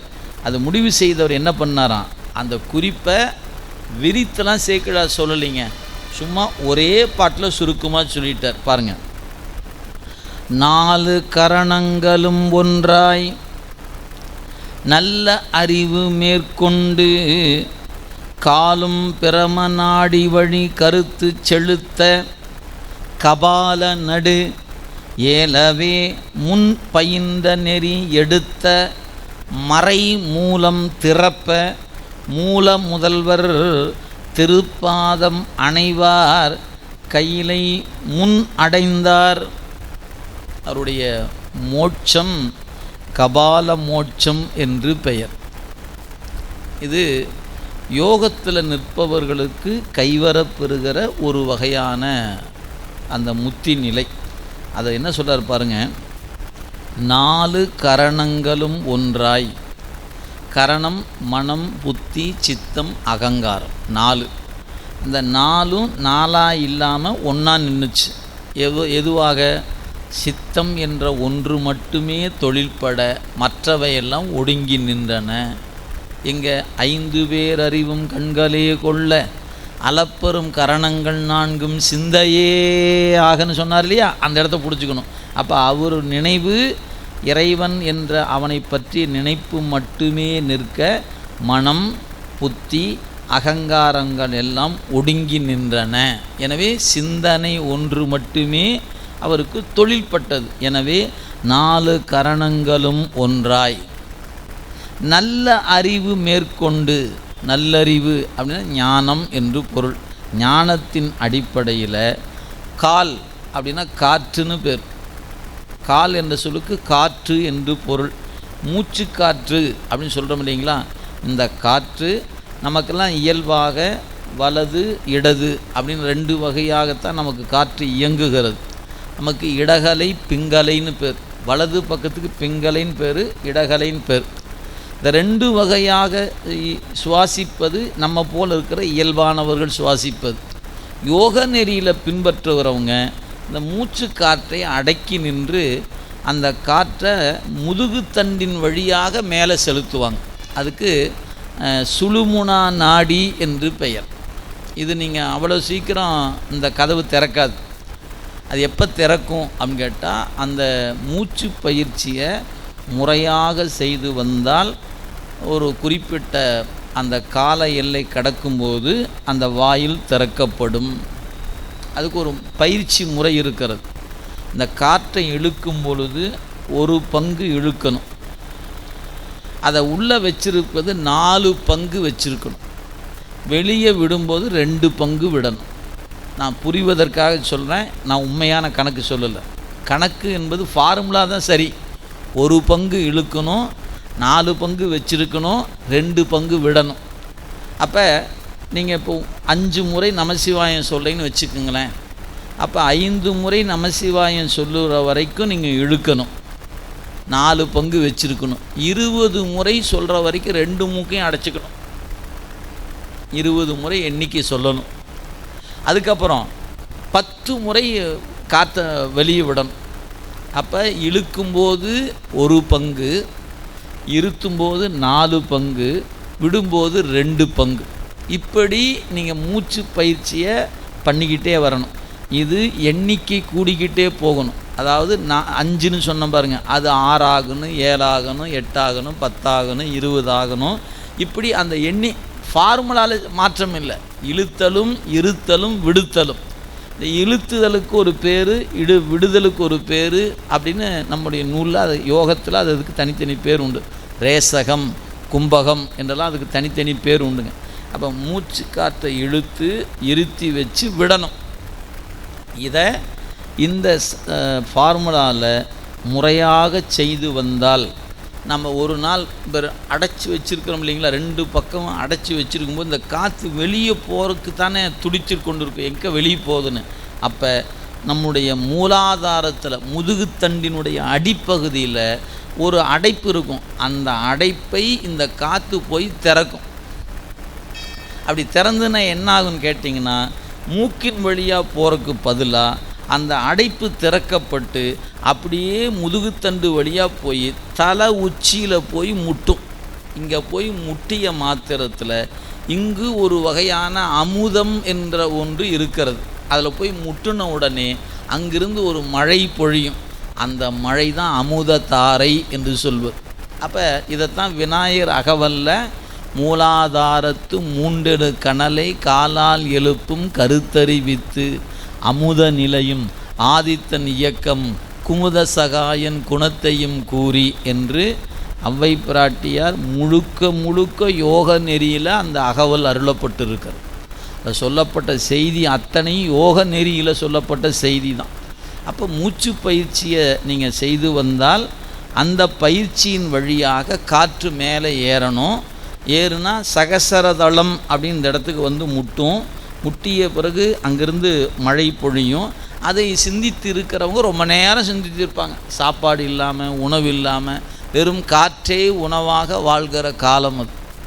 அப்படி யோகம் இருக்கக்கூடியவர்களுக்கு ஒரு நாள் இந்த தலையில் இருக்கக்கூடிய பிரம்மரந்திரம் என்கிற கபாலம் என்பது திறக்கும். எப்படி மூலாதாரத்தில் ஒரு அடைப்பு திறக்கப்படுகிறதோ அதுபோல் உச்சி பகுதியில் ஒரு திறவுகோல் உண்டு. அந்த மறைப்பு திறக்கப்படும் போது அந்த உயிர் அப்படியே மேலே போகும். அப்படி போதல் கபால மோட்சம் என்று பெயர். அதை யோகத்தில் நிறுத்தி அந்த பயிற்சி கைவர பெற்றவர்கள் தான் விரும்பும்போது உயர விட்டுடலாம். நாமெல்லாம் விரும்பும்போதெல்லாம் உயர விட்டுற முடியாது. ஏன், நமக்கு அந்த வாய்ப்பு இல்லை. அந்த பயிற்சி உடையவர்களுக்கு அது சாத்தியமான ஒன்று. எனவே அந்த வகை தான் இந்த 4 வரி கூட சொல்லி முடிச்சுட்டார் சேக்கிழார் பெருமான். யோகத்தில் அவர் ஒரு பேறு பெற்றார் என்பதை நீங்கள் விநாயகர் அகவலில் படித்து நீங்கள் தெரிஞ்சுக்கணும். விரிவு திருமந்திரத்தில் இருக்கிறது. 6 ஆதாரம். அதில் விநாயகருக்கு கீழே மூலாதாரத்தில் விநாயகர், அதுக்கு மேலே வரும்போது பிரம்மா, அதுக்கு மேலே திருமால், அதுக்கு மேலே உருத்திரன், அதுக்கு மேலே மகேஸ்வரர், அதுக்கு மேலே சதாசிவம். 5 பேர் ஆச்சுங்களா. 5ஓட விநாயகர் சேர்த்துன்னு 6 பேர்.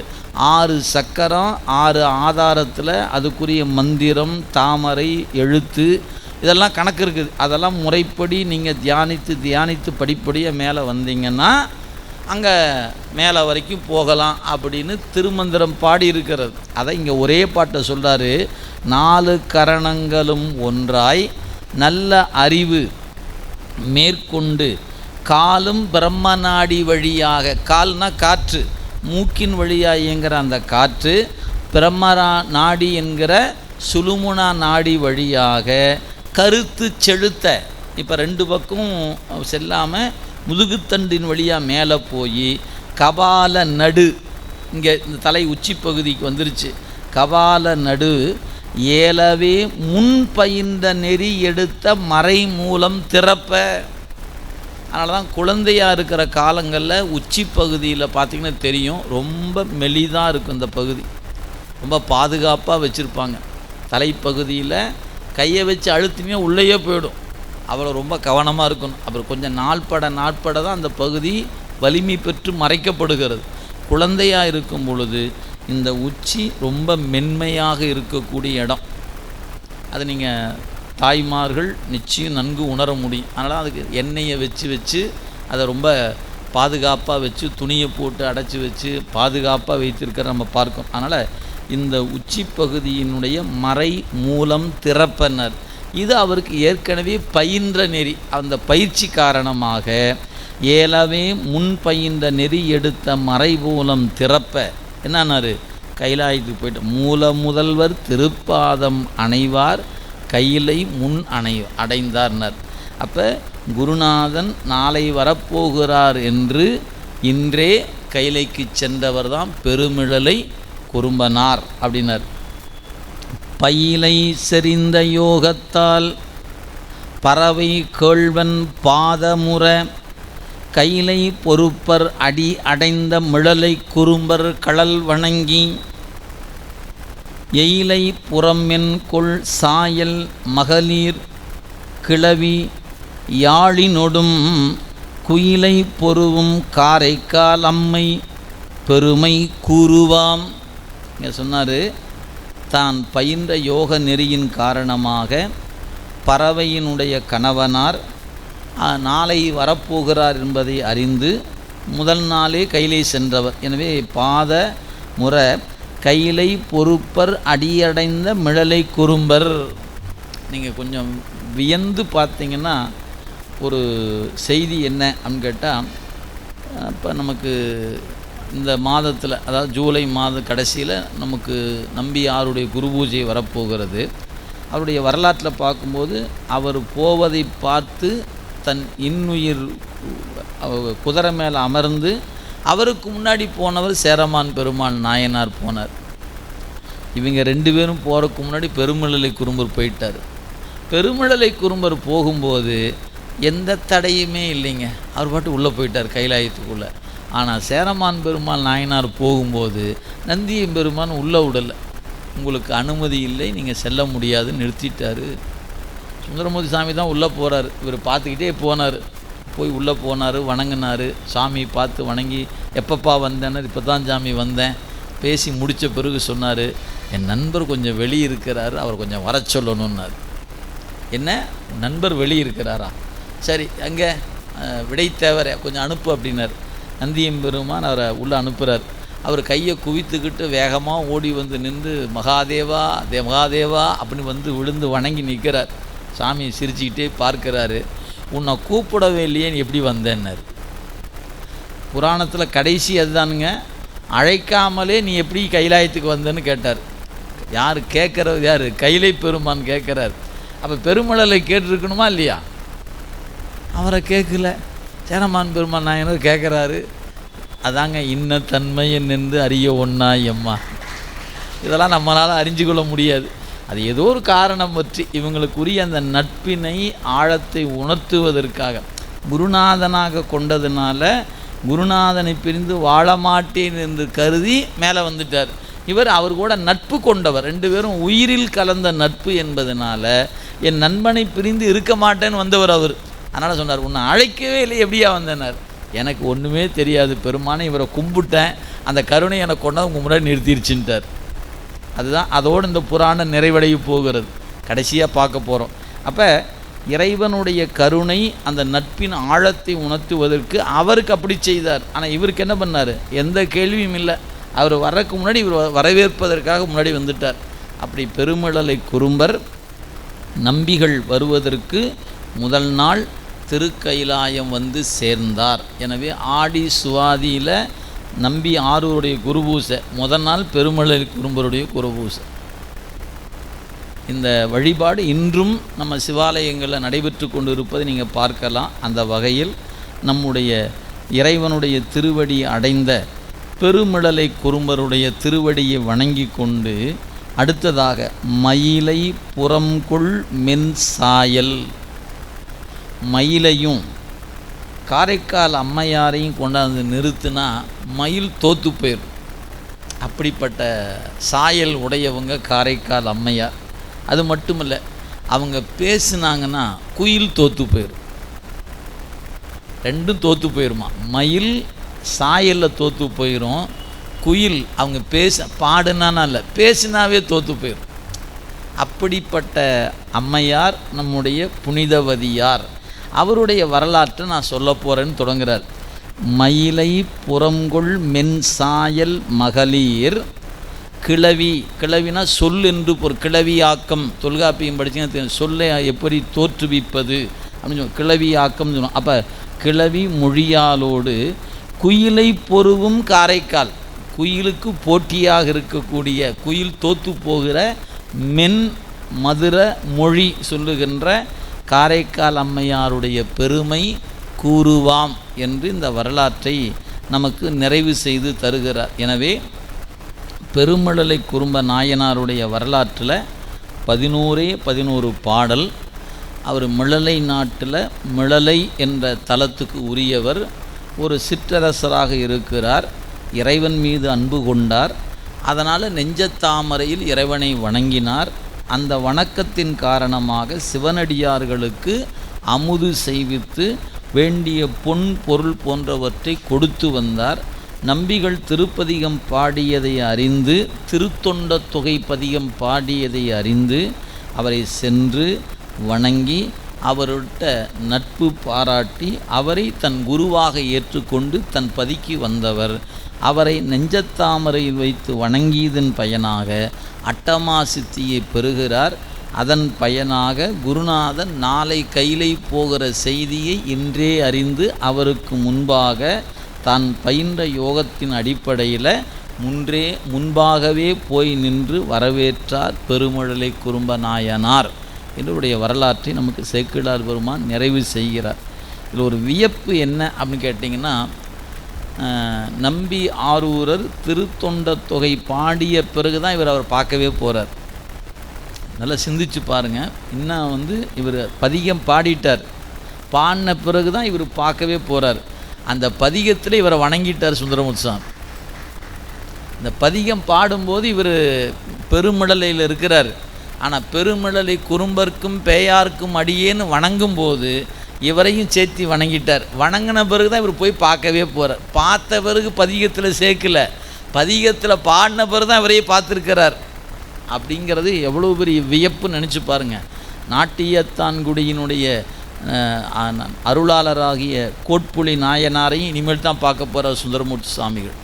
சேரமான் பெருமான் நாயனாரையும் இனிமேல் தான் திருத்தொண்ட தொகை பாடிய பிறகு தான் இவங்களெல்லாம் சந்திக்க போகிறார். திருத்தொண்ட தொகை பாடுறதுக்கு முன்பு வரை அவர் சந்தித்த ஒரே ஒரு நாயன்மார் விரண்மிண்ட நாயனார் தான். அவரை தான் பதிகம் பாடு அடியாரை வணங்கவும் இருக்கிறீங்கன்னு சொன்னார்.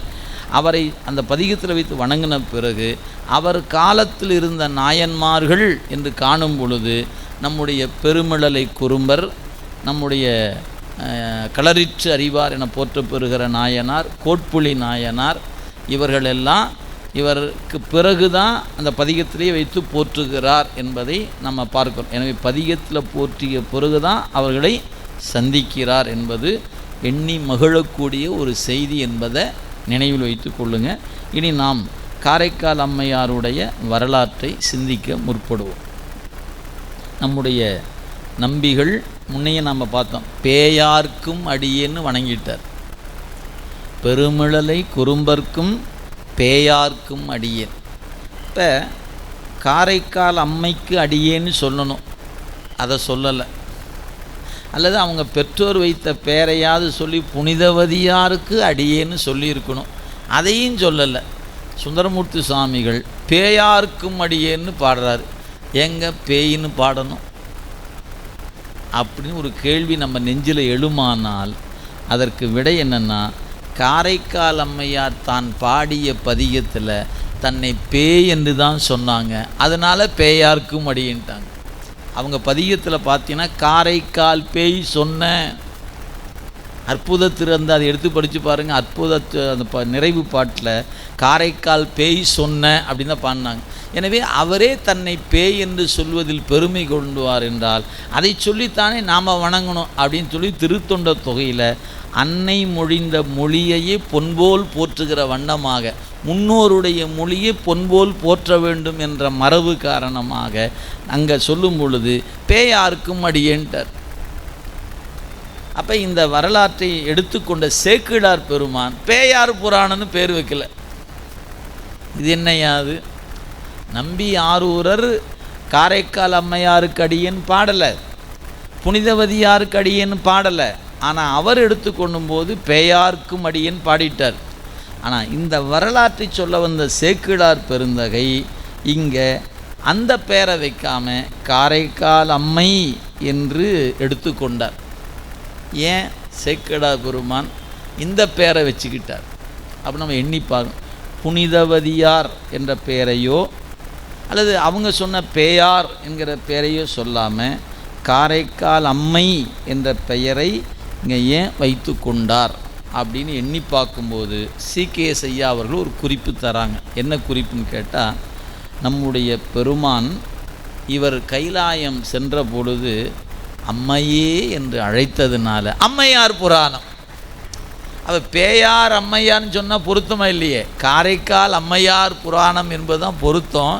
பேயார்னு சொல்வது பொருத்தமாக இருக்காது என்பதனால எங்கள் காரைக்காலில் அவதரித்த சிவபெருமானாலேயே அம்மையே என்று அழைத்தவருடைய வரலாற்றை சொல்லுகிறேன் என்பதனால சேக்கிழார் பெருமான் பேயார் புராணம் என்றோ புனிதவதியார் புராணம் என்றோ வைக்காம காரைக்கால் அம்மையார் புராணம் என்று திருநாமம் சூட்டியிருக்கிறார் என்று இவர் தன்னுடைய குறிப்பை சேக்கிழார் காட்டிய பேருக்கு சி.கே.எஸ். ஐயா குறிப்பு தரார் அவருடைய உரையில். இதனால தான் அவருக்கு வாறு இல்லைன்னா இப்போ மற்ற நாயன்மார் வரலாறாக படிக்கும்போது அதே பேரைத்தானுங்க வச்சுருக்கிறாரு. திருநின்ற செம்மையே செம்மையா கொண்ட சருக்கம்னு வச்சார்.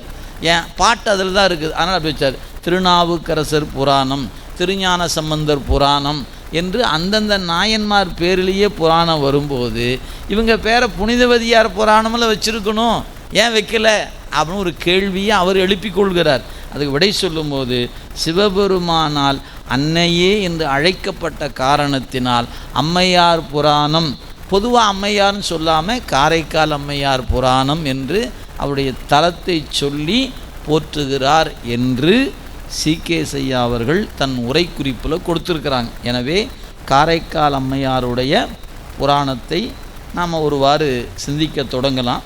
அது ஒரு சில பாடல் பாருங்கள். மானமிகு தருமத்தின் வழி நின்று வாய்மையினில் ஊனமில் சீர் பெரு வணிகம் குடி துவன்றி ஓங்குபதி கூனல் வளை திரை சுமந்து கொண்டு ஏறி மண்டு கழி கானல் மிசை உளவு வலம் பெருகு திரு காரைக்கால். இந்த காரைக்கால் அப்படிங்கிற அந்த பகுதி சோழ நாட்டினுடைய ஒரு பகுதி. ஆனால் இங்கே எடுத்தோடனே நாட்டு சிறப்பையே அவர் தொடலைங்க. எடுத்தோடனே நேராக காரைக்காலுக்கு வந்துட்டார். பெரும்பாலும் சேக்கிழார் பெருமான் நாட்டு சிறப்பை ஒரு வரியிலாவது சொல்லிட்டு போவார். இங்கே அப்படிலாம் இல்லை, நேராக இங்கே வந்துட்டார் பாருங்கள். மானமிகு தருமத்தின் வழி நின்று. மானம் அப்படின்னா பெருமை என்று பொருள். வணிகர்களுக்கு ஒரு பெருமை உண்டுனார் சேக்கிழார் பெருமான். தொடங்கும் போதே பெருமை பொருந்திய அறத்தின் வழி வாணிபம் செய்யக்கூடிய காரைக்கால்னார்.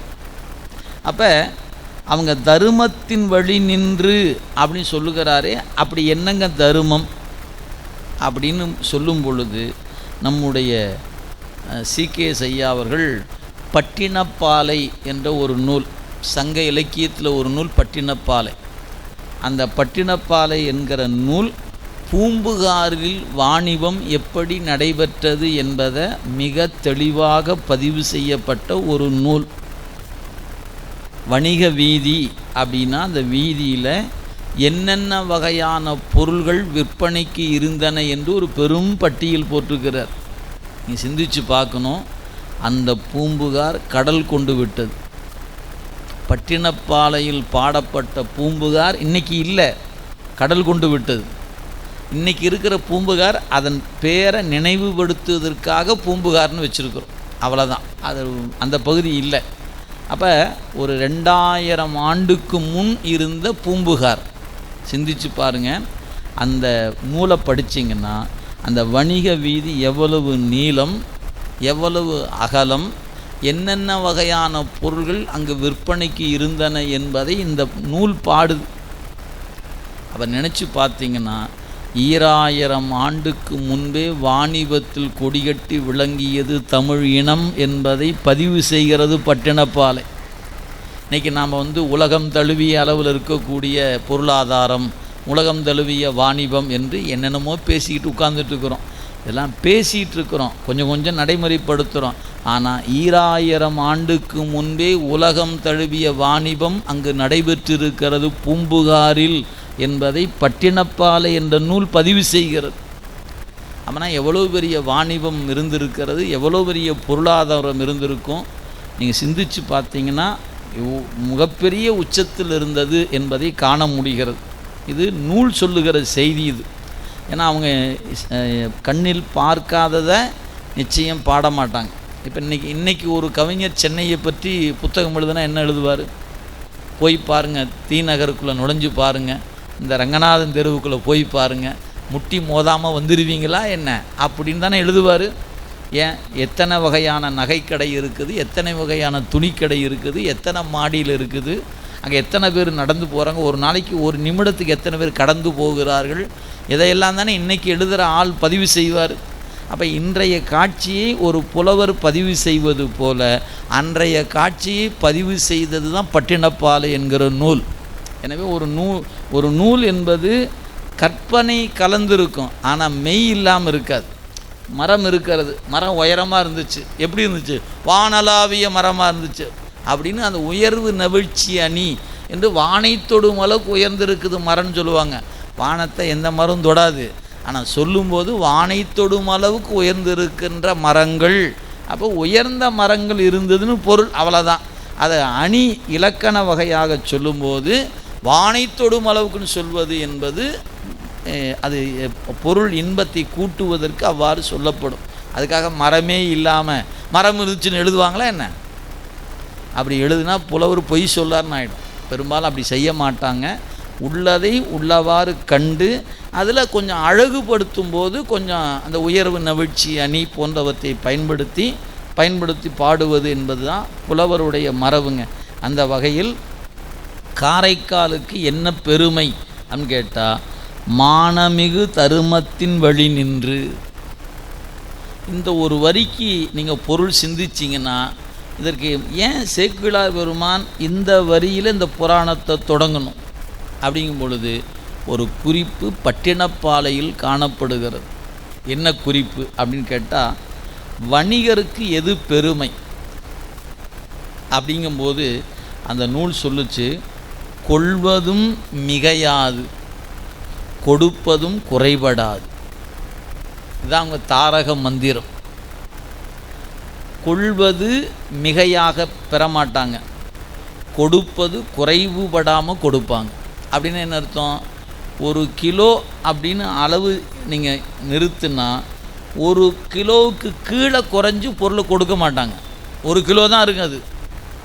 அதே போல் ஒரு பொருளை பெறுகிற பொழுது என்ன மதிப்பீடோ அந்த மதிப்பீடு தான் மதிப்பிட்டு பெறுவார்கள். வாங்கும்போது எந்த வகையிலும் அதை மிகைப்படுத்த மாட்டாங்க, கொடுக்கும்போது எந்த வகையிலும் குறைபடுத்த மாட்டாங்க. அப்படின்னா என்னத்தான்? சரியான அளவீட்டில் வாணிபம் நடைபெற்றது என்பதை பட்டினப்பாலை சொல்வது. அது சொன்ன மந்திரம் என்ன? கொள்வதும் மிகைப்படாது, கொடுப்பதும் குறைபடாது. இன்றைக்கி நம்ம வாணிபம் அப்படியா இருக்குது? வாணிபத்தினுடைய தாரக மந்திரமே என்ன தெரியுங்களா? கொஞ்சம் விலைக்கு வாங்கிட்டு நிறையா விலைக்கு விற்கணும். அப்படி விற்கலன்னா நீங்கள் பிழைக்க தெரியாத நபர்னு ஆகிடும், தெரியுங்களா? அப்புறம் ஆடி தள்ளுபடின்னு போட்டு என்ன பண்ணுறது? 100 ரூபா பொருளை 500 ரூபாய்க்கு விற்றுறணும். சும்மா நாளில் விற்கிற பொருள் அது 100 ரூபாய்க்கு தான் போகும். ஆடி தள்ளுபடியில் போட்டு என்ன 1000 ரூபாய்க்கு விற்கிற பொருள் 500 ரூபாய்க்கு கொடுக்குறோன்னு போட்டால் நீங்கள் 100 ரூபாய்க்கு வாங்க வேண்டிய பொருள் 500 கொடுத்து வாங்கிட்டு. கேட்டால் தள்ளுபடியில் வாங்கிட்டு வந்தேன். கேட்டால் இதுக்கு பேர் தாரக மந்திரம். இதுக்கு வேற போய் இவங்க வந்து பிஸ்னஸ் மேனேஜ்மெண்ட் படிச்சுட்டு வந்து உட்காந்துட்டு ஐடியா கொடுத்துட்ருக்குறாங்க. என்னங்க பண்ணுறது? அன்றைக்கெல்லாம் எந்த கல்லூரியில் போய் இப்படிலாம் படித்தாங்கன்னு தெரியல. கொடுக்கும் பொழுது குறைபடாது கொடுக்க வேண்டும், பெறுகிற பொழுது மிகைப்படாது பெற வேண்டும் அப்படின்னு ஒரு தாரக மந்திரத்தை வாணிபத்தில் பின்பற்றினார்கள் என்று பட்டினப்பாலை என்ற நூல் குறிப்பிடுகிறது. அப்படின்னா வாணிபம் எவ்வளவு தரமாக இருந்துச்சுன்னு நினச்சி பாருங்கள். எந்த வகையிலும் எந்த பொருளாக இருந்தாலும் அதை இன்னும் சொல்லும் பொழுது லாபத்தை பறைசாற்றி பொருள் விற்பாங்களாம். நான் 2 ரூபாய்க்கு வாங்கியிருக்கிறேன், உங்களுக்கு 2.25 ரூபாய்க்கு கொடுக்குறேன்னா அந்த நான் தான் எனக்கு லாபம் என்பதை சொல்லியே கொடுப்பாங்களாம். அப்படி வாணிபம் இருந்துச்சு என்று இந்த பகுதியை ஆசிரிய பெருமக்கள் உரை கொடுக்கும்போது கொடுத்துருக்குறாங்க. எனவே அன்றைக்கெல்லாம் இன்றைக்கி நம்ம பயன்படுத்த ரூபாயில் அனா கணக்குகள் இருக்கின்ற காலம், அதை விட இன்னும் வேறு கணக்குகள் இருந்திருக்கும். அப்போ எந்த ஒன்றையும் பொருளை வாங்கி விற்பனை செய்யும்போது அந்த லாபம் இவ்வளவு தான் என்பதை பறைசாற்றி விற்பனை செய்தவர்கள் என்ற ஒரு குறிப்பும் அந்த ஒரு வரிக்கு சொல்லியிருக்கிறாங்க. எனவே மானமிகு தருமத்தின் வழி நின்று காரைக்காலில் ஊனமில் சீர்பெரு வணிகர், சின்ன சின்ன ஆள்லாம் இல்லை, பெரும் பெரும் வாணிபம் செய்யக்கூடியவர்கள் நெருக்கமாக இருக்கக்கூடிய ஊர். அப்போன்னு அர்த்தம், ஒரு வணிகர் ஏறத்தாழ சும்மா கற்பனைக்காச்சுன்னா ஒரு 10 கப்பலாவது வச்சுருப்பார். அப்படி அங்கே ஊரில் இருக்கிற எல்லாரும் பெரும் பெரும் வணிகராக இருக்கிறாங்க. அந்த கடற்கரை பூரா கப்பல் தான் நின்றுட்டுருக்கும். ஏன் இவருடையது அது அவருடையதுன்னு சொல்கிற மாதிரி பூரா கப்பலாக நிற்க. ஏன் கடல் திரவியம் தேடுவதற்காக கடல் சென்று கடந்து சென்று பொருளை தேடி வருதல் என்பது அவங்களுடைய மரபில் இருக்கக்கூடிய ஒன்று என்பதனால திரைக்கடல் ஓடி திரவியம் தேடுதல். அதனால் அத்தனை மரக்கலங்கள் நிற்குமா. அது சொல்கிறாரு, ஊனமில் சீர்பெரு வணிகர் குடி துவன்றி நெருக்கமாக. அதே ஓங்குபதி எல்லாம் உயர்ந்த மாடங்களை கொண்டு இருக்கிற மாளிகை இருக்கிற ஊராம் பூம்புகார். எனவே அத்தகைய பூம்புகார் கடற்கரை ஓரமாக இருக்குது. கூனல் வலை திரை சுமந்து, வலை என்பது சங்கு. எனவே அந்த வளைந்த சங்குகளை கொண்டு வந்து கரையில் சேர்த்துகிறது அலை. எனவே கூனல் வலை திரை சுமந்து கொண்டு ஏறி மண்டு கழிய அந்த நிலப்பகுதியானது சோல் எப்படின்னா காணல் என்று சொல்லப்பெறுவது. காணல் மிசை உளவு வலம் பெருகு திரு காரைக்கால் என்று இந்த பாட்டில் காட்டுகிறார். எனவே அந்த காரைக்கால் நகரம் கடலும் கடல் சார்ந்த பகுதியாக அமையப்பெற்ற நகரம் என்பதனால் இங்கே காணல் என்று சொல்ல சோலை என்பது காணல் என்று சொல்ல பயன்படுத்துகிறார். அப்போ கடல் சார்ந்த பகுதியில் அமைந்த சோலை பகுதியாக இருப்பது என்பதனால வளமான பகுதியாக இந்த நகரம் இருந்தது. அந்த நகரத்தில் மிகச்சிறந்த வாணிபத்தில் தலை சிறந்தவராக ஒருத்தர் இருக்கிறார். அவர் யார்? அடுத்த பாட்டை பாருங்கள். வங்கமலி கடற்காரைக்காலின்கண் வாழ் வணிகர் தங்கள் குலத் தலைவனார் தனதத்தனார் தவத்தால் அங்கு அவர்வால் திருமடந்தை அவதரித்தாள் என வந்து பொங்கிய பேர் அழகு மிக புனிதவதியார் பிறந்தார். இந்த காரைக்கால் என்கிற நகரம் மிகுந்த கப்பல் நிற்கக்கூடிய வாணிப நகரம். அதான் சொன்னார் வங்கம். வங்கம்னா அந்த கப்பல்னு சொல்ல இல்லைங்களா, அதான் வங்கமலி கடல். எனவே கப்பல்கள் நிறைந்து நிற்கக்கூடிய கடற்கரை பகுதி வங்கமலி காரைக்காலில் வணிகர் குலத்தினுடைய தலைவராக ஒருத்தர் இருக்கிறார். அவர் யார்? தனதத்தனார், செல்வ செழிப்பு மிக்கவர், மிகுந்த வாணிபத்தில் மிகுந்த செல்வத்தை பெற்றிருப்பவர் தனதத்தனார் என்று சொல்லக்கூடிய அவர். அவர் செய்த தவத்தின் காரணமாக, அந்த தனதத்தனார் செய்த தவத்தின் காரணமாக திருமகளே வந்து அவதரித்தார் என்று சொல்லும் வண்ணமாக அழகு பொருந்திய ஒரு பெண் குழந்தையை பெற்றெடுத்தார். சொல்லார் பாருங்க, அங்கு அவர்பால் திருமடந்தை. திருமடந்தை என்பது லக்குமி என்று சொல்லக்கூடிய திருமகள். திருமடந்தை அவதரித்தால் என வந்து பொங்கிய பேரழகு. அழகுன்னா அழகு பேரழகுன்னாருங்க. அப்படிப்பட்ட அழகு பொருந்திய ஒரு பெண் குழந்தையை பெற்றெடுத்தார்.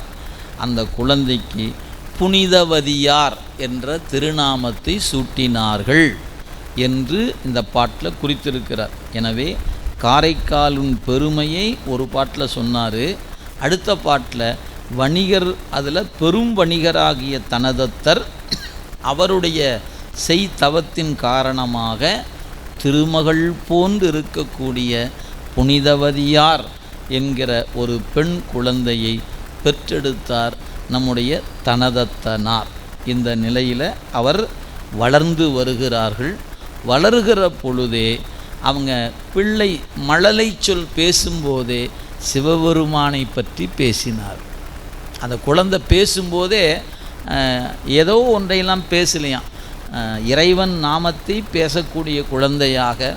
விளையாடுவது கூட சிவனடியார்களுக்கு அமுது செய்விப்பது தான் அவங்களுக்கு விளையாட்டாக இருந்துச்சான். அப்படின்னா எவ்வளவு தவம் அந்த சிறு வயதில் அந்த குழந்தைக்கு இருந்திருக்கும் என்பதை நீங்கள் எண்ணி பார்க்கணும். சொல்றார், வணிக பெரு குலம் விளங்க வந்து பிறந்து அருளிய பின் தளிர் மென் தளர்வு அசை நகை பருவத்தே பணி அணிவார் களர்க்கு அடிமை பழகி வரும் பாங்கு பெற தனிவில் பெருமணக்காதல் ததும்ப வரும் மொழி பயின்றார். அவர் வளர்ந்து வரும்பொழுதே தன்னுடைய அந்த வணிகர் குலம் விளங்க வந்து பிறந்து அருளிய பின் அவருடைய தளர்நடை பருவம், எழுந்து நின்று அப்படியே தளர்வது. அப்போ ஒரு வயது கடந்து ரெண்டாவது வயதும்போது எழுந்து நடக்க தொடங்குகிற வயது. அதனால தான் நம்முடைய மெய்கண்டார் 2வது வயதில் தெருவில் தேருருட்டி விளையாடி கொண்டிருந்தார்னு சொல்கிறோம். ஈராண்டில் சிவஞானம் பெற்றுயர்ந்த மெய்கண்டார் ஓராண்டுக்குள்ளே எழுந்து நடக்காது, உட்கார்ந்துருக்கும், தவழ்ந்து நிற்கும். அப்படி தான் 2 வயது 1 வயது கடக்கும்போது தான் எழுந்து நிற்க தொடங்கி நடக்க தொடங்கும். அப்போ குழந்தை நடக்க தொடங்கியாச்சு, 2 வயதுன்னு அர்த்தம். அப்போ அணிகிளர் மென் அடி தளர்வுற்று அசை நடை பருவத்தே, மெல்ல மெல்ல அது நடக்கும்போதே ஒரு கீழே விழுந்துருமோன்னு பயந்துக்கிட்டே அம்மா பின்னாடியே போகணும். ஏன், அது வேகமாக ஓடும், வேகமாக ஓடியாரும். அப்படிங்கும்போது அந்த நடை பருவத்தே பணி அணிவார், பாம்பை அணிகலனாக அணிந்திருக்கிற சிவபெருமானின் திருவடிக்கு அடிமை பூண்டு. நினச்சி பாருங்களேன், அந்த பேச்சே இன்னும் பிறக்கலை. இப்போ அது சொல் எப்படி இருக்கும், ஆ ஊ அப்படின்னு ஏதோ ஒன்று சொல்லும். அது ஆ ஊன்னு சொன்னால் என்னமோ சொல்லுதுன்னு அம்மா கூடவே இருந்து தெரிஞ்சு வச்சுருப்பாங்க. குழந்தை எதை தான் சொல்லுது, மற்றவங்களுக்கு அது புரியாது, ஆனால் தாய்க்கு அந்த மொழி புரியும். அதனால் பணி அணிவார் களர்க்கடிமை பழகி வரும். அப்போ அந்த குழந்தை இறை நாமத்தை சொல்லுகிறது அப்படின்னு சொல்லார். பழகி வரும் பாங்கு பெற தனிவில் பெரும் மனக்காதல் ததும்ப, நெஞ்சத்தில் கொண்ட அன்பானது ததும்பி நிற்கிறது. அவங்க மழலை பேசும்போதே இறை நாமத்தை பேசுகிற பேச்சாக இருந்தது அப்படின்னு சேக்கிழார் இங்கே பதிவு செய்தார். இதை ஏன் இப்படி செய்தார் அப்படின்னு கேட்டால், அவங்க பாடிய முதல் பாட்டில் அந்த செய்தி இருக்கிறது. பிறந்து மொழி பயின்று பின் காதல் சிறந்து நின் செவடியே சேர்ந்தமைந்த. எப்போ மொழி பயில தொடங்கினேனோ அப்போவே உன் நாமந்தான் சாமி பேசுனேன்னு பாடினாங்க. பிறந்து மொழி பயின்ற பின் எல்லாம் காதல் சிறந்து நின் சேவடியே சேர்ந்தமைந்தே நிறம் திகழும் மைஞான்று கண்டத்து வானோர் பெருமானே எஞ்ஞான்று தீர்ப்பது இடர் என்பது அவங்க பாடிய முதல் பாடல். அந்த பாட்டில் நான் பேசத் தொடங்கிய பொழுதே உன் நாமத்தை தான் பேசத் தொடங்கினேன் அப்படின்னு பதிவு செய்திருக்கேன். ஆனால் சேக்கிழார் பதிவு செய்தார், தனிவில் பெரும் மனக்காதல் ததும்ப வரும் மொழி பயின்றார். என்ன மொழி பயின்றார்? இறை நாமத்தை சொல்லுகிற மொழியை பயின்றார் நம்முடைய புனிதவதியார் என்ற சிந்தனையோடு இன்றைய சிந்தனையை இந்த அளவில் நிறைவு செய்கின்றோம். என்றும் இன்பம் பெருகும் இயல்பினால் ஒன்று காதலித்து உள்ளமும் ஒங்கிட மன்றுளார் அடியார் அவர் வான் புகழ் நின்றது எங்கும் நிலவி உலகெலாம் வான்முகில் வழாது பெய்க மலிவலம் சுரக்க மன்னன் கோன்முறை அரசு செய்க குறைவிலாது உயிர்கள் வாழ்க நான் மறை அறங்கள் ஓங்க நல் தவம் வேள்வி மல்க மென்மைகுள் செய்வ நீதி விளங்குக உலகம் எல்லாம். மென்மைகுள் செய்வ நீதி விளங்குக உலகம் எல்லாம். மென்மைகுள் செய்வ நீதி விளங்குக உலகம் எல்லாம். தென்னாருடைய சிவனே போற்றி, எந்நாட்டவர்க்கும் இறைவா போற்றி. ஏகம்பத்துரையந்தாய் போற்றி, பாகம் பெண்ணுரு ஆனாய் போற்றி. காவாய் கனகத்திரளே போற்றி, கைலை மலையானே போற்றி போற்றி. திருச்சிற்றம்பலம். ஐந்தெழுத்துப் பெருவேள். ஓம் நம சிவாய சிவாய நம. ஓம்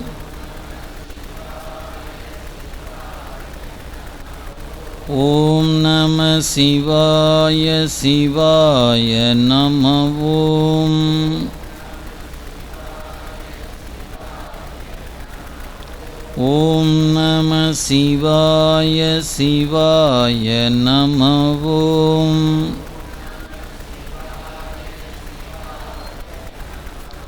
ஓம் நம சிவாய சிவாய நம. ஓம் ஓம் நம சிவாய சிவாய நம. ஓம் திருச்சிற்றம்பலம்.